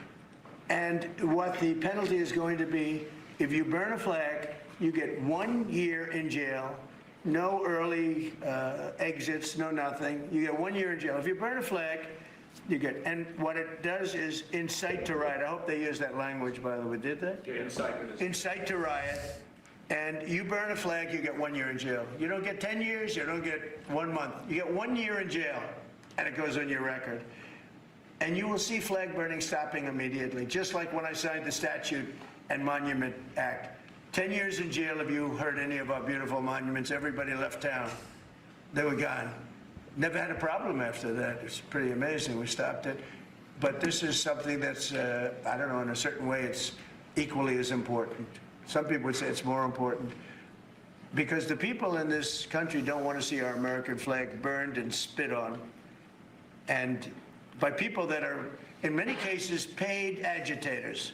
They're paid by the radical left to do it. You talk to these people, they don't even know, half of them don't even know what they're doing. They say, I don't know, they gave me money to do this. I see the same things that you do. This headline is going to be President Camacho demands skycloth I think our worship. nation now is the most respected nation anywhere in the world by far. You saw that with the European leaders on Friday. You saw that with NATO, where they agreed to go from 2% no pay to 5% fully paid up, trillions of dollars paid, where they respect your president to a level that they jokingly call me the president of Europe. They call me the president of Europe, which is an honor. I like Europe, and I like those people. They're good people. They're great leaders. And we've never had a case where 7 plus really 28, essentially 38 countries were represented here the other day. 38 European countries were represented, European and other. All right. So the big story is they passed an executive order essentially making it illegal to burn a flag, equating burning flags with inciting a riot, right? That there could be no other interpretation, because that was always the limit, right? Burning a flag is free speech. It's you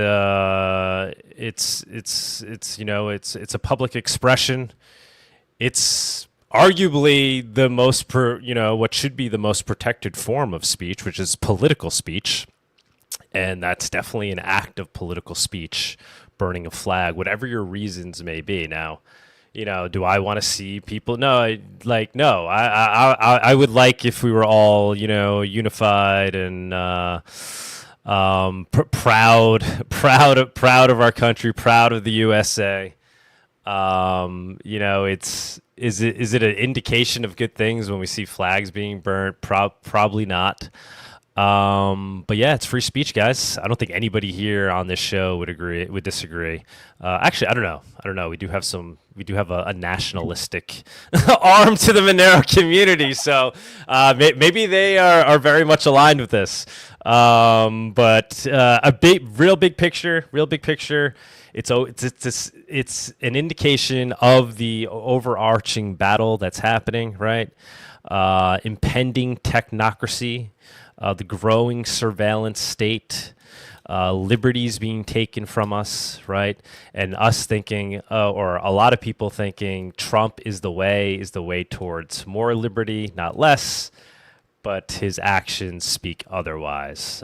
He freed Ross, right? That's the one thing that we could always hang our hat on and be like, all right, it was worth it.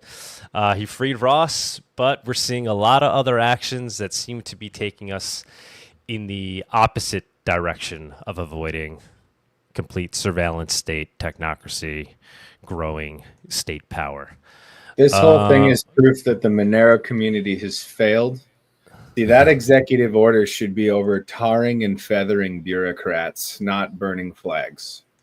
See, until we see him passing an executive order that says tarring and feathering bureaucrats is not free speech, I think we just need to get a little more radical. Exactly. It's burning. I mean, come on. How many Who years do- get for burning the Israeli flag? or the pride flag. Is there a difference between? I didn't know they were different flags. Here we go. Wait, we got Tom Massie's tweet. Flag burning, whether it's the United States flag or Israeli flag, is covered by the First Amendment to the United States Constitution. Neither Congress nor the president nor a judge can make it illegal. Thomas Massie always dropping the obviously the best tweets. He is, if anybody is aligned with liberty preserving values, it's Thomas Massie. I don't know, how did this guy even get elected? Like, what is his district like? I want to just go visit his district. Is it just like, are people using Monero over there? Maybe that's where we need to have Monerotopia, in Thomas Massie's district. Yeah, bring him to the show. I would love to get him on the show. I've tried. I don't know. I mean, obviously that's the true litmus test, right? Let's see what he says about Monero. I think we've seen him say some things about digital cash, but yeah, disappointingly, I don't think we've ever heard him actually say the What luck for M-word. Congress? Maybe that's the solution to get him. Next story. Anna B found this. She said, "This is why Monero is so important for people." A programmer was sentenced to 15 years in maximum security prison in Russia for donating $500 to Ukraine. So I guess they were able to detect the donation that this guy made. This is brutal. A programmer was sentenced to 15 years for donating to Ukraine. In Moscow, former Yandex employee Sergey Urin was given 15 years in a maximum security prison and fined 5 million rubles. I don't know how much is it. I don't know how much that is. I don't know what the conversion rate is. His crime, transferring $500 to the Ukraine fund, Come Back Alive, at the start of the war. In court, the programmer refused to stand and pulled out a sign reading, "Putin, Coolio. Putin is a dickhead. He does not deny the transfer and says he simply wanted to help Ukraine." Pretty ballsy of him, but yeah, would have been better perhaps if he donated with Monero. So Monero, we're constantly seeing it examples, given everything that's happening in the world, the growth towards more surveillance and censorship, all these examples of why you might need a Monero. Let's see, next story.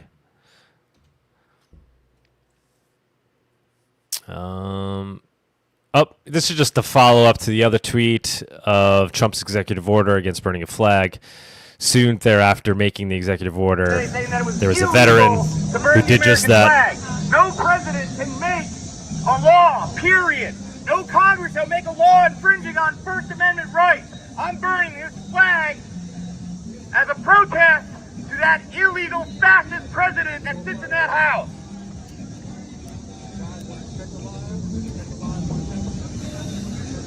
Do this for every single one of you American citizens. We burn this flag in protest to that president who feels that it's his right to do whatever he wants, make whatever law he wants. That President Trump put forward today. All right, there you go. There you go. Yeah, guy's exercising his First Amendment rights. Next story. ICE hunts down immigrants by spying on their wire transfers. So here you go. Yet another example of why you might want to use a Monero, right? And it's from all sides of the political spectrum, right? All different use cases, all different political causes. Everybody will need something like a Monero, whether you're on the right, you're on the left, you're a communist, you're a capitalist. Given the direction the world is headed, if you want to be able to, act as a free citizen in the world, freely associate, and be able to have an effect on the world with your money, you're going to need something like Monero. Otherwise, you'll be censored and surveilled. So ICE was basically spying on immigrants, their wire transfers. They were getting the data, and then they were able to basically find illegal immigrants because of these wire transfers that were being made, and so they were surveilling and using the transactions to track people down. So maybe they should have used Monero. Next story. Seth, this is SethForPrivacy tweet, pretty hilarious, and said how many see the letters POS and go off into a tailspin without actually reading the proposal. I don't know who made people so afraid of proof of stake as a system that they can't even be bothered to read a short proposal and full tweet about it before firing off a novella rebuttal that misses the entire point of how a finality layer would work and how it would differ from a proof of stake only approach they seem so afraid of. Read the proposal, digest it, and come back with the rebuttal after you actually understand what's being discussed here. Too many rush to rage tweet. Yeah, we've been talking about this all day, right? So there's this proof of work maximalism that's going on. And while I personally completely, I understand it, I understand why we're considering that as being a core value. Be open to looking at it from a different perspective, that it might be a component of Monero that needs upgrading, just like we've seen other components of Monero that have needed upgrading. And what's differentiated Monero from projects like Bitcoin is its ability to deal with that and upgrade, right? And not to be maximalist about it. Next story. This is Tevador's post where he's proposing the selfish mining mitigation known as publish or perish.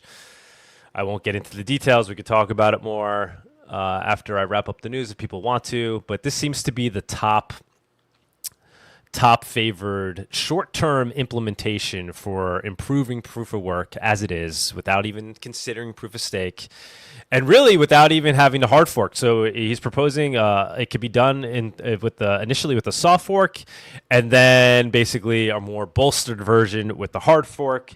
So it seems like it's kind of a no-brainer, and this is where everybody seems to be agreeing with this approach. Yeah, this is the best.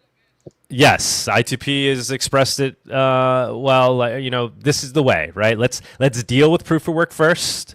Let's not turn our back on it yet. Let's not declare it dead. Let's try to tweak it, fix it as needed. Monero is not the only crypto that's dealing with this. They're coming after Dogecoin next. They're a target. Bitcoin itself would be susceptible to this attack in a way, right? Using pools and incentives to pull mining power over to one pool.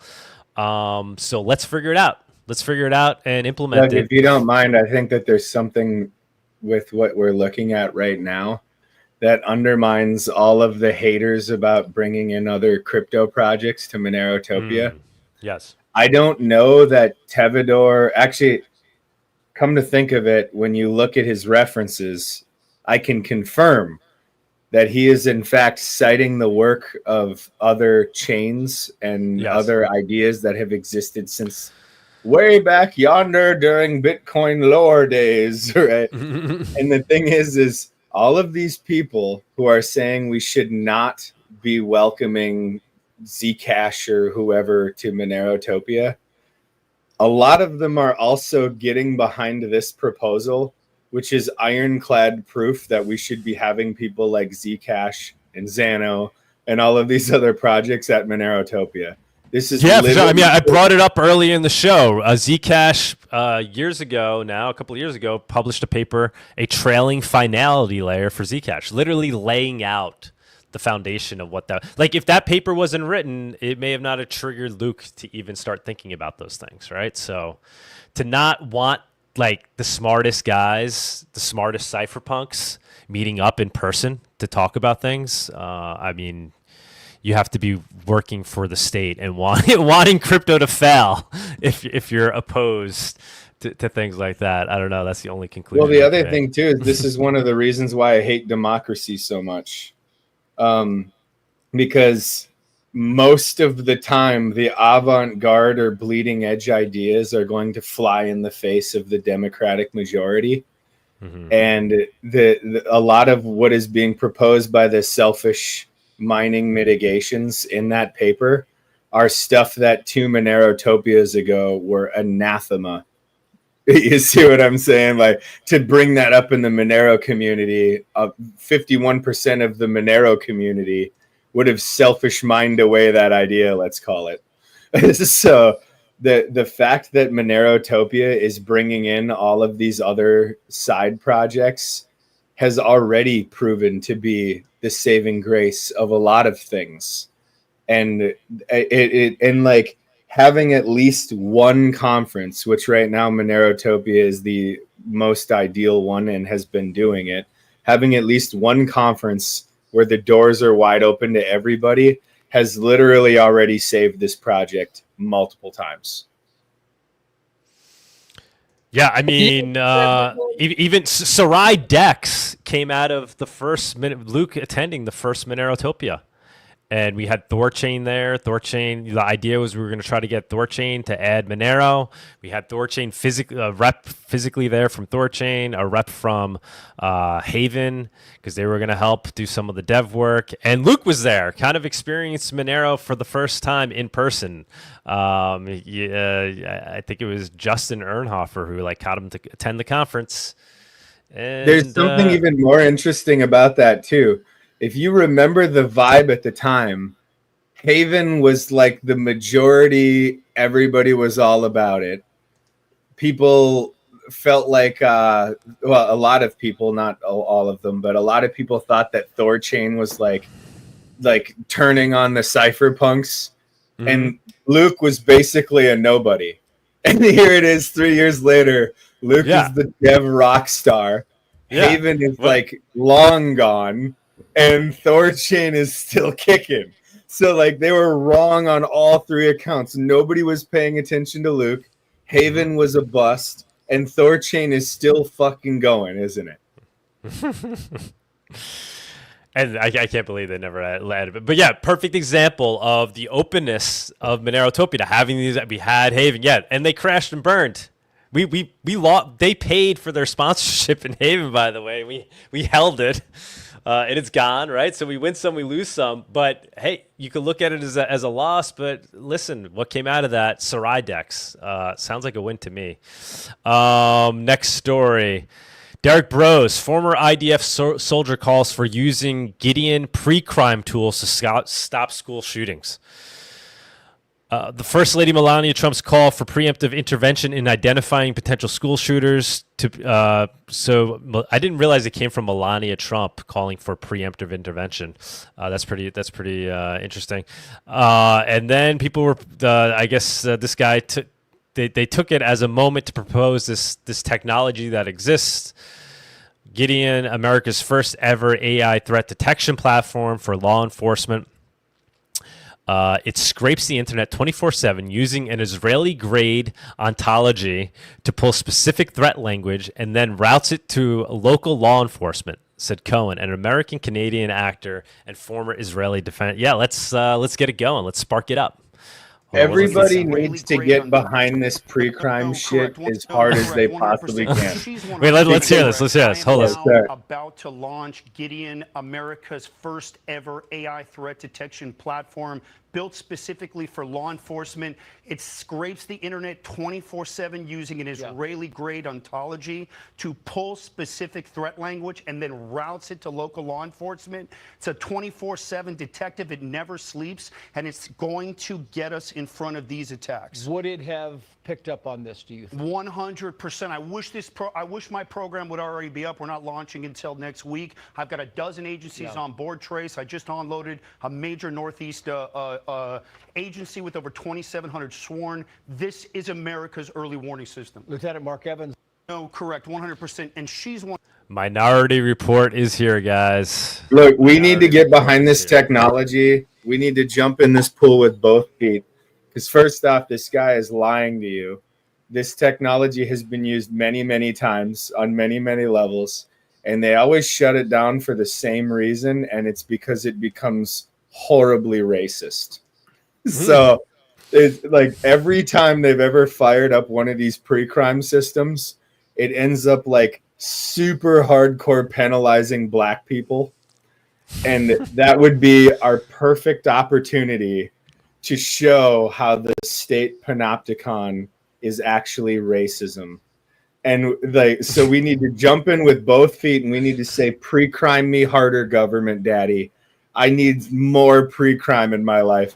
And just watch it fail so spectacularly and blow up in their face so horribly that it sets back the tyrants by like 20 years. And it will probably grow Monero as well. It will definitely grow Monero. You mean like the AI that Taco Bell decided to not use because people were ordering 18,000 cups of water and couldn't get it right? We need 500 Tay AI pre-crime units running around molesting black children. Like, this is going to be the most spectacular failure ever. It would be beautiful. All right, let me keep it moving here. Next story. Kraken incident report. The most recent one was on August 29th. Resolved. This incident has been resolved. That was in follow up to Monero withdrawals and departments. Can you pull him back, Mr. Queer? I think he got kicked out. Mr. Queer, okay. Can you pull him back? Mr. Queer. There we go. Mr. Queer is up there. So yeah, basically, Kraken has been turning on and off deposits and withdrawals because of the disruptions we were seeing in the Monero network because of the Cubic attack. So, so for people that are saying like, no, everything's fine. That meme with the dog and the burning building. It's not fine, right? We haven't been 51% attacked. Your transactions still go through, but there's disruptions, and there's a real example of it where we have exchanges turning off deposits and withdrawals, that's no bueno, right? For Monero to work, for these protocols to work, they need to be fluid. There needs to be frictionless. It's already hard enough to get Monero. Now we don't want those that are integrated with Monero exchanges, whether it's regular exchanges, decentralized exchanges. We don't want them to get affected, and they have been getting affected. Come from beyond. This guy, man, is this guy real? Does anybody know like anything about this guy? Like, I know we don't want to give him attention, but whatever. He's my hero, bro. He's already got more attention than we could ever give him. So, when this stuff first started to go down, before it was even like a big, like when they just started talking about oh, we're gonna use Monero and make useful proof of work. I actually reached out to them. This is before I knew this whole thing was gonna turn into a big. I was like, hey, can I get this guy on Monero Talk? And they're like, no way. There's no way he would ever come on Monero Talk. And now I don't know if I would do if I would do that now. I might get hung by the Monero community, but I would love to talk to him. Is he a real person? Is he like? What project was he part of originally? What was do you guys know? IOTA guys. Those guys. IOTA. Now, but there was a rumor that he was part of the early days of like CryptoNote. Has anybody ever researched that? Is that true? I asked the Xano guys. I'd asked, and they're like, no, we've never heard, because they. Andre was there. I don't know what Fluffy has to say about it. I assume he would also say, no, that's bullshit. But that would be interesting if that's the case. That would be very interesting if that's the case. Am I the only person who thinks that he's the perfect hybrid, like photogenically speaking? He's the perfect hybrid of an AI generated, like, and then like evil villain nerd. He's like the evil villain nerd. School shooter. Like, doesn't he just look like the next AI generated school shooter type person? No, he's way above school shooter level, man. He's evil genius. But look at the size of his head at the top versus the bottom. I say this with love. Come from behind. Please join us on Monerotopia. I would love to talk to you. We got to get him on, right? I mean, I'm okay with losing everybody at that point. I want to talk to this guy. His glasses are like 8 sizes bigger than his face. Well, it's because he's got big brain ideas. I don't think he will come face to face, but yeah. No. He wouldn't. But what's interesting, so here's the story though of this week. Everybody knows what's going on, but what's interesting is the tweets he's been putting out lately. Like he's trying to push Monero towards proof of stake, which is interesting. So you guys can conspiracy theory around that. I heard Monero was considering to add a proof of stake element used for checkpointing, but basically he was saying, yeah, if you guys add this, I'll be able to essentially there'd be some attack where I can get around it.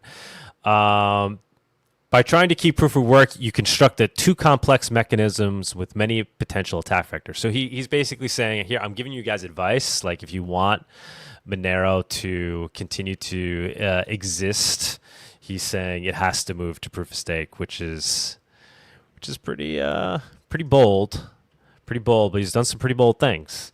And then his other tweet was, I saw several this is funny actually. I saw several proof of work apologists in Monero threatening to dump their coins on Monero's proof of stake fork if migration to proof of stake happens. This threat is pretty serious and may indeed influence community decision making, making them stick to proof of work. So basically he's saying he sees this threat that people are saying, I'm going to leave Monero if we move to proof of stake. So he's trying to come back. He's basically trying to preemptively prevent them from saying they even want to do that by doing this. He's suggesting that Cubic will publish or that somebody should publish a proposal to the Cubic Quorum asking to attack the proof of work fork after the proof of stake one is launched, which is so to preemptively state that if you do in fact fork, if Monero implements proof of stake and a proof of work chain forks off of it, that he's already saying that they will attack it.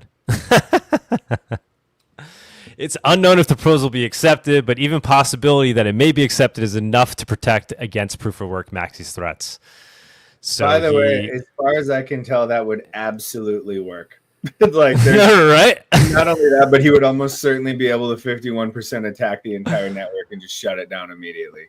Like, and that's one of the things that makes me laugh about certain characters within that. It's like they're trying to draw these hard lines as if you could possibly draw those hard lines.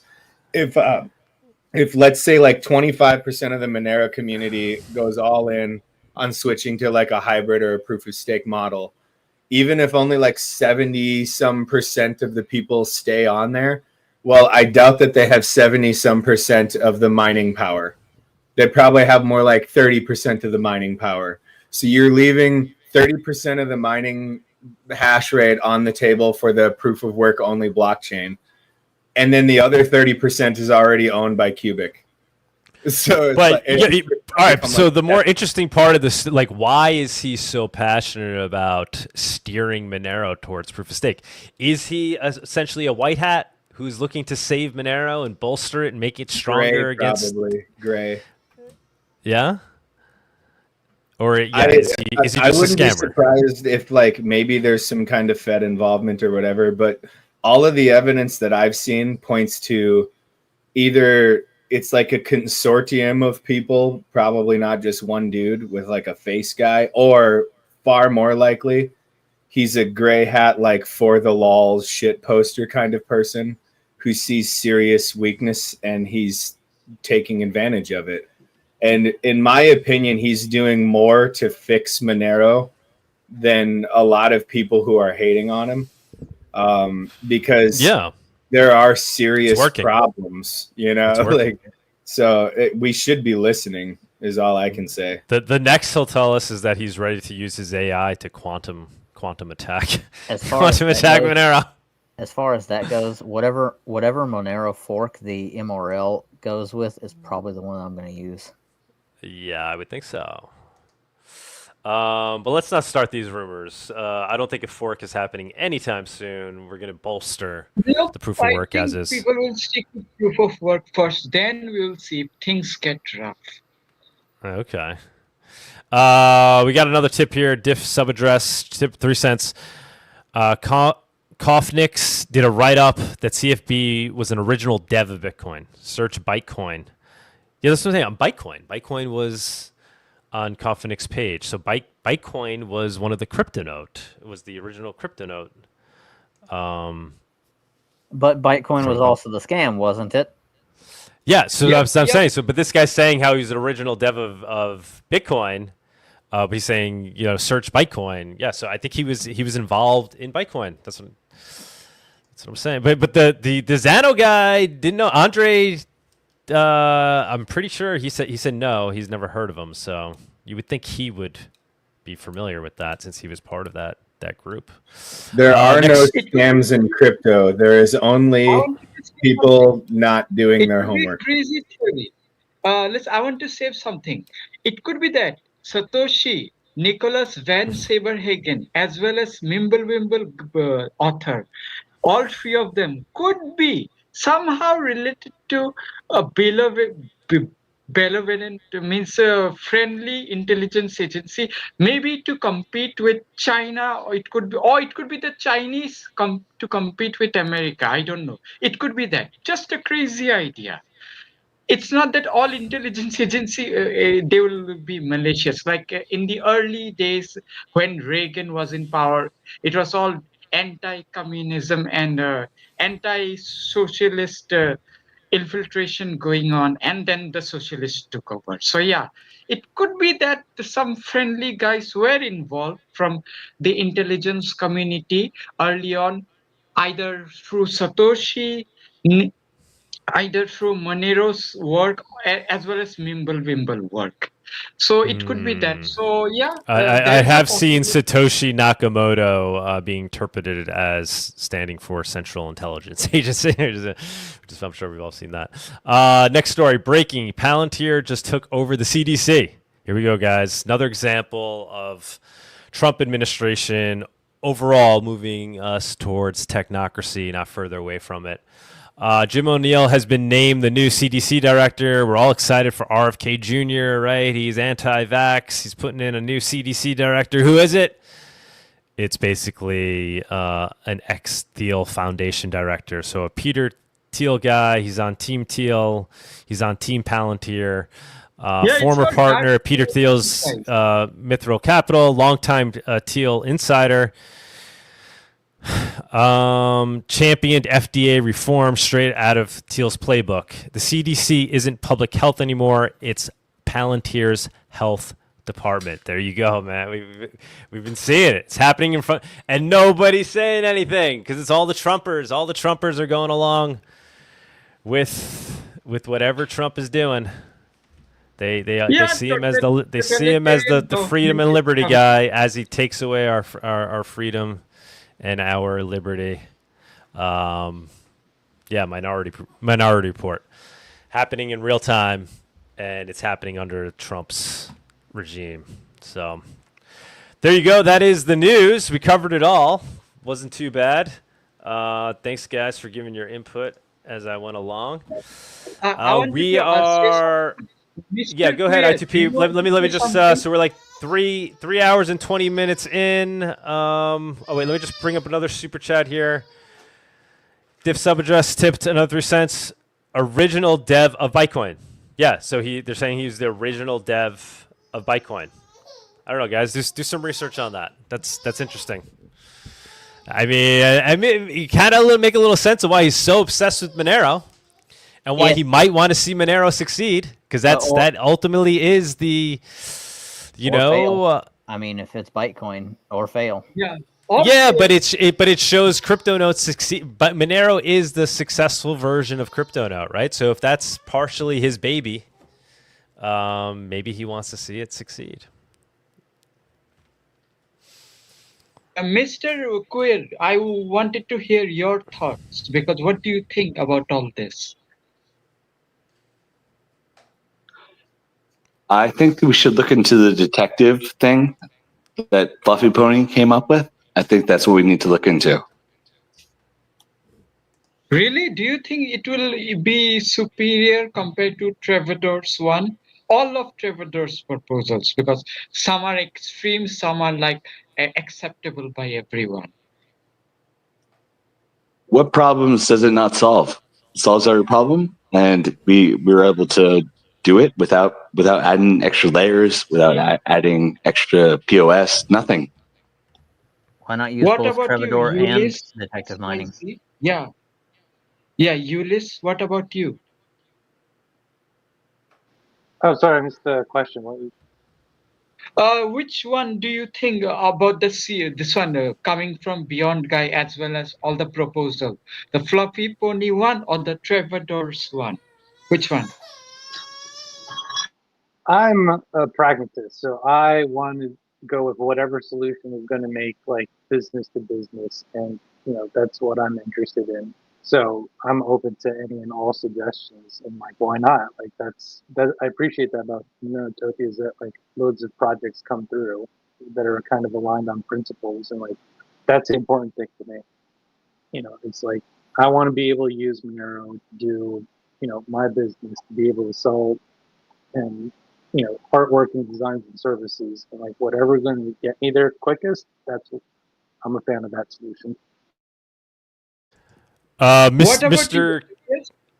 Queer, I wanted to ask you. Okay, go ahead.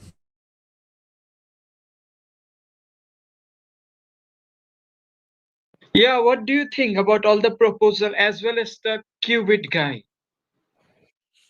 Yeah, but actually the most important thing that I would like to mention is it's an sort of other idea I had about how to improve the proof of work system, let's say. And I guess this is related to this publish or perish idea, kind of. But it's a way that I think it could be made to work better. And then I'm thinking this also goes back to something that Bawdy said last week, that these measures that you can try to use, it's really about using information, seeing what information is available and how can it be used. Like how can it be used to detect and to avoid chain reorganization, for example. And then I'm thinking like this, that the the sort of basic unit of information that we have in a proof of work blockchain, it is the valid blocks, right? And this information is really scarce because it's a rare event that some miner somewhere finds a valid block. It only happens, well, for Monero on average every 2 minutes, right? So those are, it's not many pieces of information that we have that you can work with. And then if you think about what the miner is doing, is really that there is a loop and you're computing a lot of hashes and you're looking for this really rare one, right? And all the information from all the other attempts you're throwing away. And now here is what I was thinking, that you could extract a bit more information there by not only looking for the hash that really meets the difficulty. You could have, let's say, I could describe it like this. You could have two different difficulties. You have the real one, the really hard difficulty that gives you a valid block that is really added to the chain. But then you could have another difficulty that is slightly easier, like, for example, 2 times, 4 times, 8 times easier, or whatever you want. And if you manage to meet that difficulty, then you would publish that block, and that's not going to be a block that is counted, that determines transactions for the chain, but it's going to be used as a piece of information that shows this is the someone is mining on this chain here. So by publishing such blocks, there would be much more information that could be used in doing things like the publish or perish thing. I don't know if this was, did anyone understand what I mean here?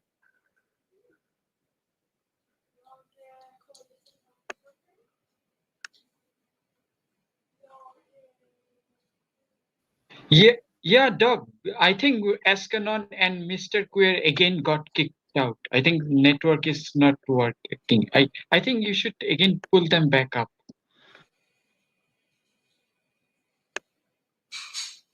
Oh yeah, I would really have liked to hear what Bawdy thought about this, but I guess he's no longer here. Yeah, Shortwave Surfer, what do you think about the proposal? Either Fluffy's one as well as Trevor's one. Well, I don't personally understand Elias's idea, so I can't comment on that one. As far as the other two go, I wonder if they could be used in tandem, like both together, or if they would conflict with each other.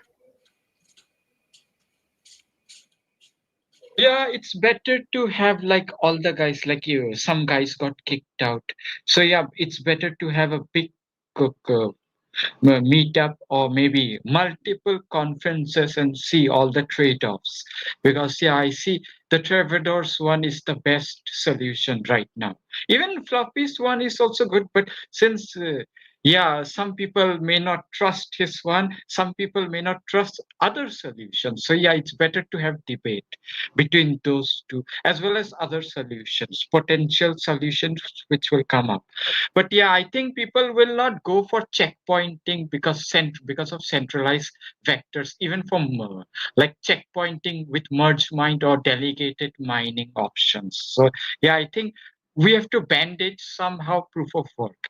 Yeah, Doug, if you can pull Mr. Queer and we could discuss it, and otherwise we could go to next topic.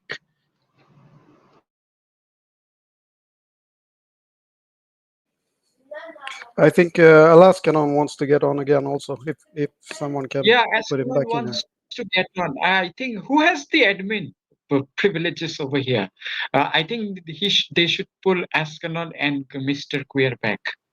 That would be Doug. So one of the things that's been happening historically that kind of has a bearing on Elias's idea, over and over again, people complain about adding data to the blockchain because they're worried about it becoming too bloated or too congested. And it never ends up being the case that that's true. And over again, the scaling of the size of storage, the improvements in bandwidth, all of that, it continues to be a non-issue that people throw, stomp their feet and, somebody get my salt vapors so I can not black out on the couch kind of thing. But with what Elias is talking about, that is another very interesting solution to mitigating like orphan blocks and parallel chains and all of that. And it goes back to one of the things that Mr. Queer had brought up, which is, well, if there's a split and now we're running two chains, and one of the things that I had pointed out is that's not necessarily a bad thing, is if you had parallel and competing chains and all of a sudden you have like exchanges between the two, what you ended up with is a way to diversify your capital assets. So that in and of itself has an interesting economic function. But that said, what most people would probably contest with what Elias had just pointed out, the idea of having to store more information or having to track more information, people will probably run for the hills and be like, your blockchain's getting bloated. But my counter to that is, it's never been true. Why would it be true now? Like we don't have a problem with bloated blockchains, even with blockchains more bloated than Monero. Yeah, I'll be, first of all, I'll say sorry because sometimes I get too excited because like every other people, I see Monero is too important of a project. I think there could be a solution to all the problem. I think we should do that. We should put up a panel and just do large discussion between proof of work, pure proof of work, CPU mining proof of work, as well as hybrid with GPU, as well as hybrid proof of that finality layer stuff, as well as proof of stake. Like last time it went Monerotopia only proof of work and proof of stake debate, and then it went sideways because Zeno was hybrid and Peter Todd went, oh, let's only talk about proof of stake. So I think we should diversify. We should make a proper discussion between proof of work, proof of stake, and hybrid models, as well as tail emission stuff. Should we increase it up to which level, or should we just kept it like immaculate conception type shape? Do not touch the tokenomics, otherwise people will go crazy. So we should discuss those matters. But yeah, I think people get too excited because Monero is too important, but they also see the attack vectors. Any centralized, even checkpointing, people will get crazy. Forget about delegated proof of work or proof of stake or any other finality layer stuff. So yeah, I think we should do it, keep it for now, keep Monero in the bandage. We have to somehow make sure proof of work is maintained somehow, and then we should do experimentation. We need more coins, seriously, because right now Monero is quite heavily attacked, because if they can do so much reorg and they could sustain so much hash rate, if an active state attack, they go all in, it could cause Monero too much damage. So as far as like public concerns, even though this isn't crypto related, I think that it might reach more people if they understood. So I've been a nerd my whole life. And I remember AD&D. I remember 2nd edition D&D. And then I remember 3rd edition, and then 3.5, and then 4, and then 5. And one of the things about nerds, especially like loud purist nerds, is every change is some kind of abomination. Now, the change from AD&D to 3rd edition D&D made Dungeons and Dragons acceptable to the masses. People started playing it who did not understand all of these tables and all of this nerd wizardry. 3.5 then added the complexity that the original people wished that they had. 4th edition was anathema to like 90% of the player base. 5th edition was a return to like the D&D purist whatever, which is funny because the purists from 2nd edition had become purists to 3.5 edition. And then when 5th edition went back to the way that 3.5 was, it was like a return to the purist D&D. My point of all of this is, if you've lived amongst nerds for a very long time like I have, they like to throw a fit about changes a lot. Whether or not they're positive is almost irrelevant. They're going to freak out about stuff because they like to freak out. But then if you look at what has happened to the dollar Okay, you want to talk about changes to tokenomics? Remember when they decoupled gold from the dollar? Well, guess what? People kept using it. It still maintained its world reserve currency status. So all of these people who are like, oh, if you change the tokenomics, blah, blah, blah, we're all out. So we already have living proof that that's nonsense, because there was this massive catastrophic change to the dollar's, quote, tokenomics. It was all of a sudden backed by nothing. It was all of a sudden like, let's just hyperinflate it into nothing. And people just kept using it because normies don't actually care, and they'll never care. And Monero's problem is security budget, adoption, and business to business right now, because business to business represents both. And so if we're going to throw concerns about like whether it be the tokenomics side or the back end structure of the way that Monero works, let's remember that to the normie user and to the adoption standpoint of this crypto, which is what we're really after right now, it doesn't matter how loud a couple of nerds or a couple of purists or whatever want to be. We need to do what's going to be good for the circular economy, adoption, and security budget. While I agree with you, I would point out that when the tokenomics of the dollar changed from the gold standard to fiat only standard, there was massive inflation, and there was like whip inflation now, and the only thing that brought it back under control was Paul Volcker bringing rates up to 20%. So I don't know that. But no, and that's actually a misnomer. You can't actually prove that the Volckernomics thing was what stopped the inflation. What if it just reached a new equilibrium? Nobody actually knows that adjusting the interest rates actually fixed the dollar. And not only that, but it didn't actually get fixed. I'd also point that out. But here's the thing. My tail emission proposal, and a lot of people like me, is actually more like going from Volckernomics to pegging it to gold. So in other words, we're trying to establish a more fixed, more consistent interest rate. In fact, right now, Monero's interest rate, or inflation rate, excuse me, Monero's inflation rate is less stable than it would be if it was pegged to an algorithmic percentage. So if anything, you would be moving toward pegging it to gold, not away from pegging it to gold in like a dollar analogy sort of sense. And once again, even when they made a catastrophically bad decision, is my point. They said, instead of having price stability, instead of having pegged to real world assets, we're going to just go full fucking fiat. People still continued to use the dollar. So if Monero is proposing an idea of changing the way inflation is calculated, but it actually is a move towards stability, I would point out, it's still not nearly as catastrophic as what the dollar did, and people kept using it. So a lot of these people threatening, oh, if we switch to proof of stake, or if the tokenomics change, or all of that, it kind of reminds me of children pining for their favorite toy, and they're going to not care as soon as the next toy comes around.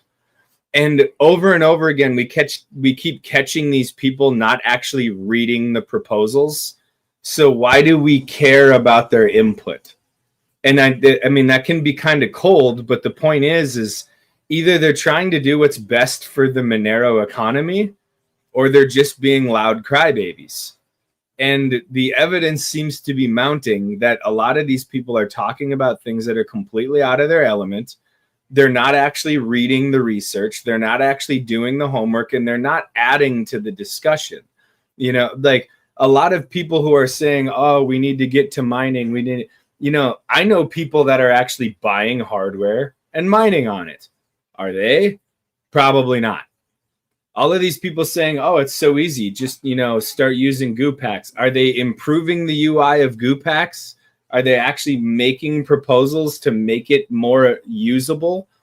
Or are they just telling other people what to do and not fixing the problem that, thousands of miners would immediately jump on board tomorrow?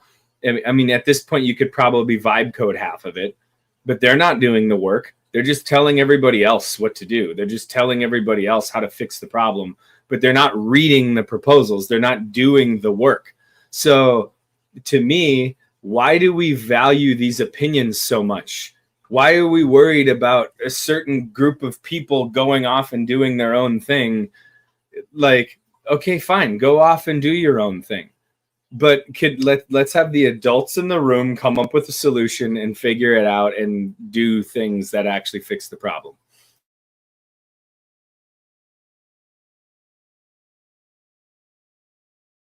Shortwave surfer, can you bring Mr. Queer back? I think he got kicked along with Alaska Non before. I can't. I don't have the admin. Okay, Doug, can you do that? Are you available? I don't know. Okay, I think it was very interesting with him also, because we need more opinions, because it's a very important topic. And I wanted to say something. Yeah, the thing is, normies won't care about colorful text editor based operating system like Arch or Nix or something like this one new one is coming up right now with firmware laptop.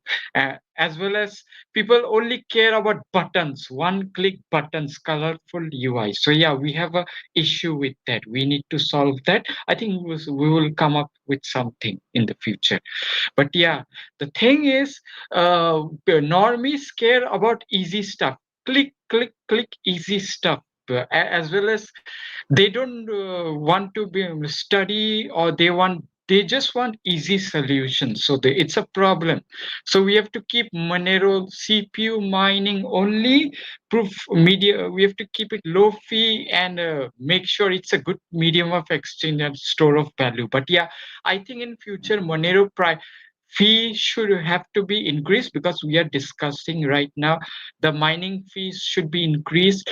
And final solution, if it's really needed, as Canon has said, tail emission could be increased below 1 Monero, otherwise people will go crazy. But yeah, it's like final extreme solution, because even if the 0.6 Monero is touched, tokenomics is touched, some people will really go crazy. So yeah, it's like the extreme solution.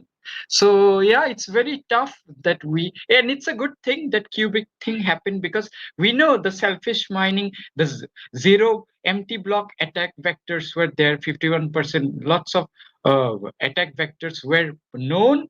And it's a good thing that Qubit have done this, because we can at least upgrade the Monero protocol in a proof of work first, then we'll see, because people will either way go crazy. So yeah, I think ITP, you keep bringing up people going crazy, but I want to give a different example. Maybe this will be clear. So for the last 5 years, inflation in the United States has been over 2%. If you go with Shadow Stats numbers, a huge chunk of the last 5 years have been over 8%. If you go by just how many bonds and how much fiat Fed note BS keeps entering circulation, and you did only credit expansion and only printed dollars, we're way over 5%. Yeah, and 99% of the normies out there not only don't give a you know what, but they keep using it because they don't know anything about what we're talking about, and they don't care. Okay, and they're never going to care. And all of the people who are freaking out about what the tokenomics of all of this are delusional, because nobody cares. As far as normies using money, they just use money based on how much it circulates and how much it buys. This whole tokenomics argument is insane to me, because the real world right now has significantly more. You could make Monero's inflation rate 2.7%. And what will happen is eventually the equilibrium of minted to lost tokens, might be a while, but the equilibrium will reach 2.5%. It's not going to change a damn thing. And these people have no idea what they're talking about when they say, oh, if you mess with the tokenomics, it's going to devalue Monero, blah, blah, blah. No, it's not. It never has before. It never has on any of these other currencies. We have proof year after year, and I keep pointing back to gold. 3% of the world's gold supply was mined in the last year. 3%. And gold has exploded in the same year. And so if people are going to tell me that it's going to erode the purchasing power, they don't know how anything works. Like, that's not how it works. Most of the money supply inflation problem right now is on almost exclusively credit expansion. It has nothing to do with new dollars entering the circulation. It's credit entering circulation, because credit can buy the same amount as dollars. So most of the expansion of the money supply has been pure credit. There hasn't even been any extra dollars entering circulation. It's all credit. And the thing is Monero doesn't even have credit. There's no Monero credit card company. So when people are talking about the tokenomics of the inflation rate, let them go crazy, bro. I don't give a damn what they have to say, because we have thousands of years of history that completely undermine their entire argument. And they haven't listened to anything that people who know about this stuff have pointed out for many years now, myself included. And I'm not going to say that I'm like Mr. Know-it-all in economics or whatever, but the fact is I clearly know more than they do, because they haven't brought up any of these arguments. They're just like, oh, money enters circulation, that means inflation. No, it doesn't. In fact, money velocity has a bigger role to play than that. Credit has a bigger role to play than that. And on it goes. If you were to have 5% adoption in Monero and 3% inflation expansion in Monero, that would be a net increase in the value of Monero. So in other words, Monero would gain purchasing power under that circumstance. So if people are like, oh, if you create too much Monero, we have a liquidity crisis now. I've got people offering $10,000, $20,000, $30,000 to buy some Monero right now, and they can't get it because there's a liquidity crunch. And if you were to just create more Monero and all of those people were to dump their Fed notes into Monero right now, Monero would hit $500, $600, $700 a token. These people don't know what they're talking about. So who cares if they lose their shit? Yeah, another thing is I always point out that the inflation of gold is potentially infinite. In the planet, it's not even mined properly. In the universe, in the asteroid belts, there's so much potential. It's only restricted by current technology as well as the state. Only the interference of the state and the current technology is holding us back. But the thing is, that's not true either. That's not true either, because there's going to be a floor each and every time. So I'll give you an example. If gold were to go down in value, because there's all of a sudden a whole bunch of gold, they would replace copper with gold in every major computing device. Every new NVIDIA card would just be full of gold. Okay. And all of a sudden, like the productive capacity and the production just generally of the world would explode. And all of a sudden, gold's purchasing power is still, you can buy all kinds of crap with gold. Like, as soon as go ahead. Yeah, like Peter Schiff used to say, the actual value is also on the metal. It's a very useful metal. That's the thing. That's why gold back right now, because technology is possible.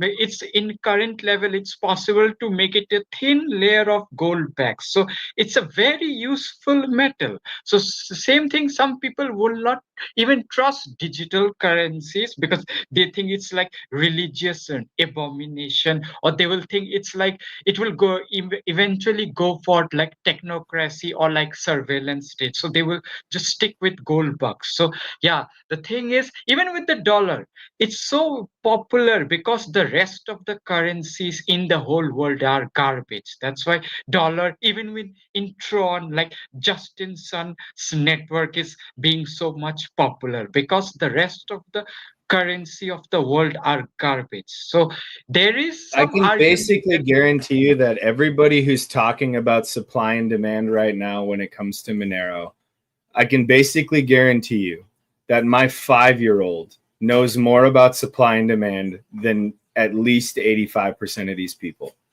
And my reasoning is simple. If I live in the desert, I'm going to find a way to build my house out of sand. because that's what I have available to me. There's a huge supply of sand and there's like no demand for it, so I can get as much sand as I want. And that's the same thing. And people say, oh, well, since Monero is intangible, it's different. No, it's not. If there is more liquidity for Monero, there will be more Monero adoption. If there is more, and to a point, because eventually your equilibrium is going to change. It's going to find a new price floor and it's going to find a new price ceiling. The trick is to make the technology useful. And this is one of the reasons why, for example, Cake Wallet are absolute legends in the space to anybody who does business, or like Rhino or whatever. Because the more you make it possible for people to find utility in Monero, the better. It's one of the reasons why I'm all about using it for solar, using it about heated blankets and all of this other stuff. You solve that problem, the utility goes up, the price goes up, and then the velocity goes up. But the thing is you would there would be a never-ending chain reaction of if this hypothetical situation, that's never going to fucking happen, by the way, but if like a gold meteor lands in the Gobi Desert or whatever, and all of a sudden there's just this massive flood of gold into everything, well, all of a sudden you're going to see gold in everything.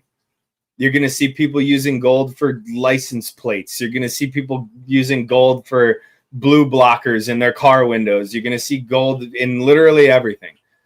And you're going to see people using it for its like anti-tarnishing functions. So, for example, Mylar would be replaced with gold.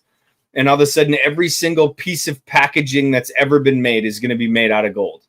Like, people don't know what they're talking about when they talk about supply and demand unless they go all the way to the logical conclusions of what it actually means. I would build my house out of gold if there was enough of it. You see what I'm saying? Like, why wouldn't every single roof everywhere in the world be gold plated? You know, it's like because there's not enough of it. Of course, you would replace the shingles industry overnight if all of a sudden you could get enough gold. All the motherboards will be gold. Thing is, yeah, it's a very useful metal. And another thing, people need to study game theory. And I will say just a simple shortcut. It's a crazy idea.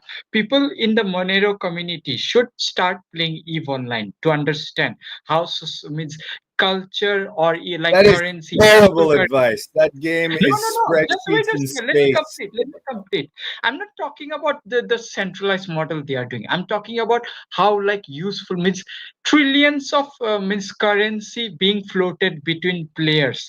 It's a good model and to understand a game theory as well as a model to understand how people will transact in trillions of like dollars of value. Means we need Monero to success at least 100 million.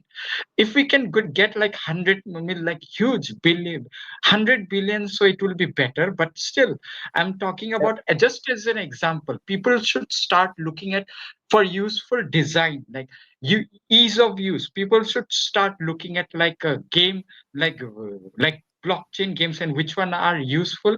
People should just start looking at like game theory perspective stuff. So I think in the Monero community, people should start playing EVE Online and try to understand how the game theory works. But how we got here proves that game theory didn't give us the answer. Cubic is not actually utilizing game theory the way that Monero's game theory was originally designed. You're going to have to assume that there's going to be some actor out there that is doing everything for the lulz. You're going to have to assume that there are people that don't give a shit about game theory. In fact, I'm one of them. Right? Like, game theory doesn't work if you're dealing with Alaskanon. You see what I mean? Because of profit also. They are getting money. They are getting real dollars. So yeah, game theory is still working. Economics is still working. So we should not no, dude, it doesn't work in this case. Like, there are people who are motivated purely by hatred for the enemy. All of the game theory in the world isn't going to temper their appetite for revenge. There are people who do things out of love for their children. All the game theory in the world is not going to like disrupt their biological or spiritual desire to do right by their children. Like, game theory has serious limits, and that's why Cubic is in the position it is. wait, if you think game theory doesn't work, then do you think a nation with a strong like gun culture, Second Amendment, as well as nuclear weapons will get invaded? It's the same thing. Game theory is still working, but we have to understand the full context. So yeah, even if like How about someone, Rhodesia? How about Afghanistan? but How it about doesn't have. Iran? How about, Yeah, I mean, there's Rhodesia. tons Wait, of wait, wait. places. Let me complete. Rhodesia didn't have nukes, and they didn't have Second Amendment. I was very clear. They didn't have proper Second Amendment. They didn't have First Amendment. They didn't even have nukes. So that's the problem.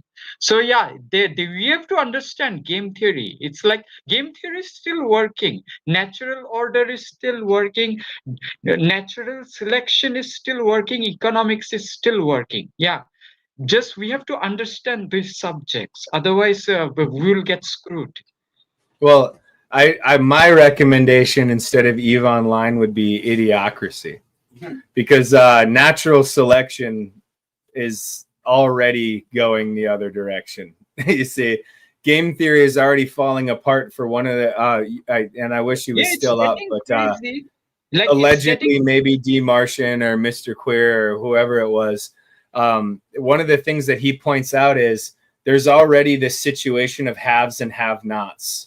And once you're in a situation of haves and have-nots, what's the point of game theory? Because you've got people with nothing to lose who are able to stake everything. And you've got people with something to lose who are able to stake almost nothing.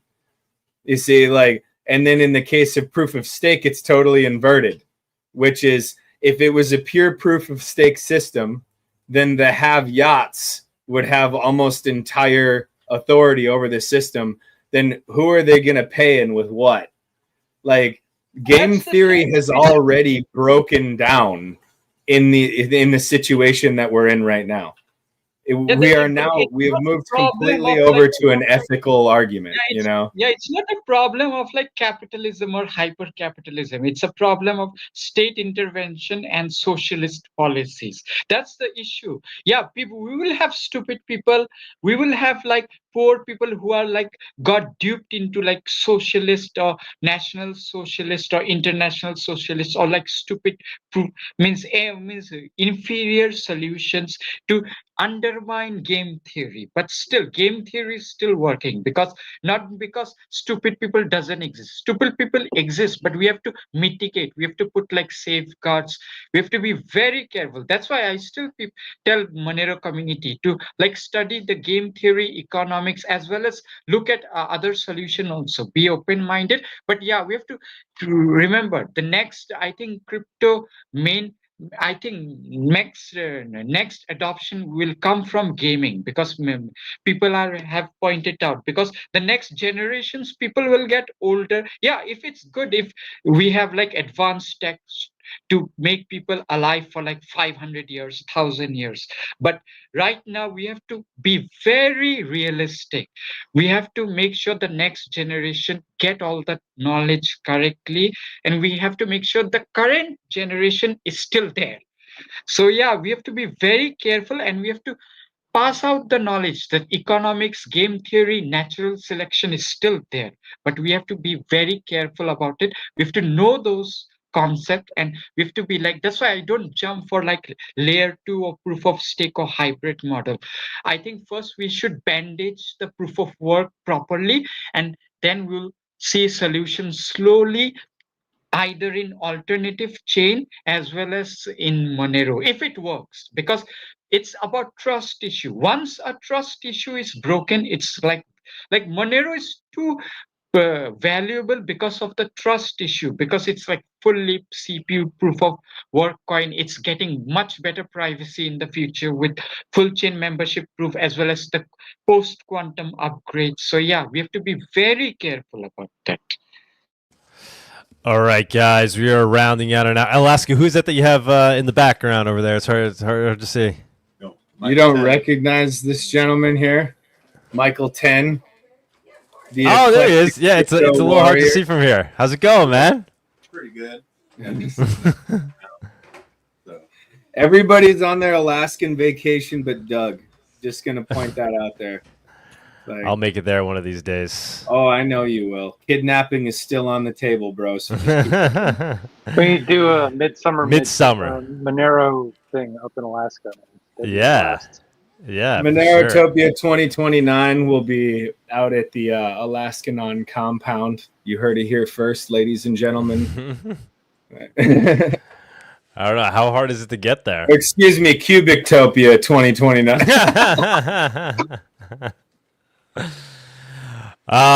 Some news just dropped. Monero Nodo. I didn't unsuspecting to me. I didn't know they'd put out the tweet today. But yeah, might as well get the information out there since they are now publishing it. So, good morning. I have a fairly significant announcement to make. Douglas Soon will be transferring his role as founder of Nodo Project into the very capable hands of the legendary Arctic Mind, who will be continuing Doug's responsibilities of strategic oversight. Arctic Mind will bring the benefit of his technical expertise in Monero scaling to the Nodo project. We wish Doug the very best as he focuses on his many projects which are growing fast, and have required his increasing attention to curate. We wish Douglas Stewart the best as he focuses on his many projects which are, it seems like you said that, which are growing fast and have required his increasing attention to curate. We will continue to support each other in every way possible in our shared mission to propagate sound money and individual sovereignty. Yeah, so I am stepping back from my role at Nodo. Obviously, everybody here knows. I think I was one of the founders with Abdullah. I provided basically the funding. Abdullah was the project manager, got things off the ground, helped provided the vision, create the concept for the plug-and-play Nodo with Abdullah, and he brought it to fruition, and we are definitely, I would say, achieved our first major milestone of shipping Nodos V1s. Orders are in for the second batch, but yes, I've decided to step back just because I felt like I didn't want to be holding back the Nodo at this point. Nodo needs a lot of investment to kind of get to the next level. Arctic was already intimately involved in the project, and obviously anybody here that knows Arctic, which should be everybody, Francisco Cabanas, one of the most respected members of the Monero community, part of the core team. He will be taking my place, so it's in good hands. So have no fear. Abdullah is still running the day-to-day. Arctic Mind is kind of taking over the position that I had, so he'll be funding the project moving forward. And yeah, obviously I wish them the best of luck. I have my Nodos running over here. It's really a dream come true, to the fact that we're even able to ship these things. And tremendous thank you to everybody that was part of the Founders Edition, everybody that bought a Nodo in round one. You guys are the ones that made it possible. You gave us essentially the capital and the confidence to move forward with this project. It came at a pretty big risk doing hardware.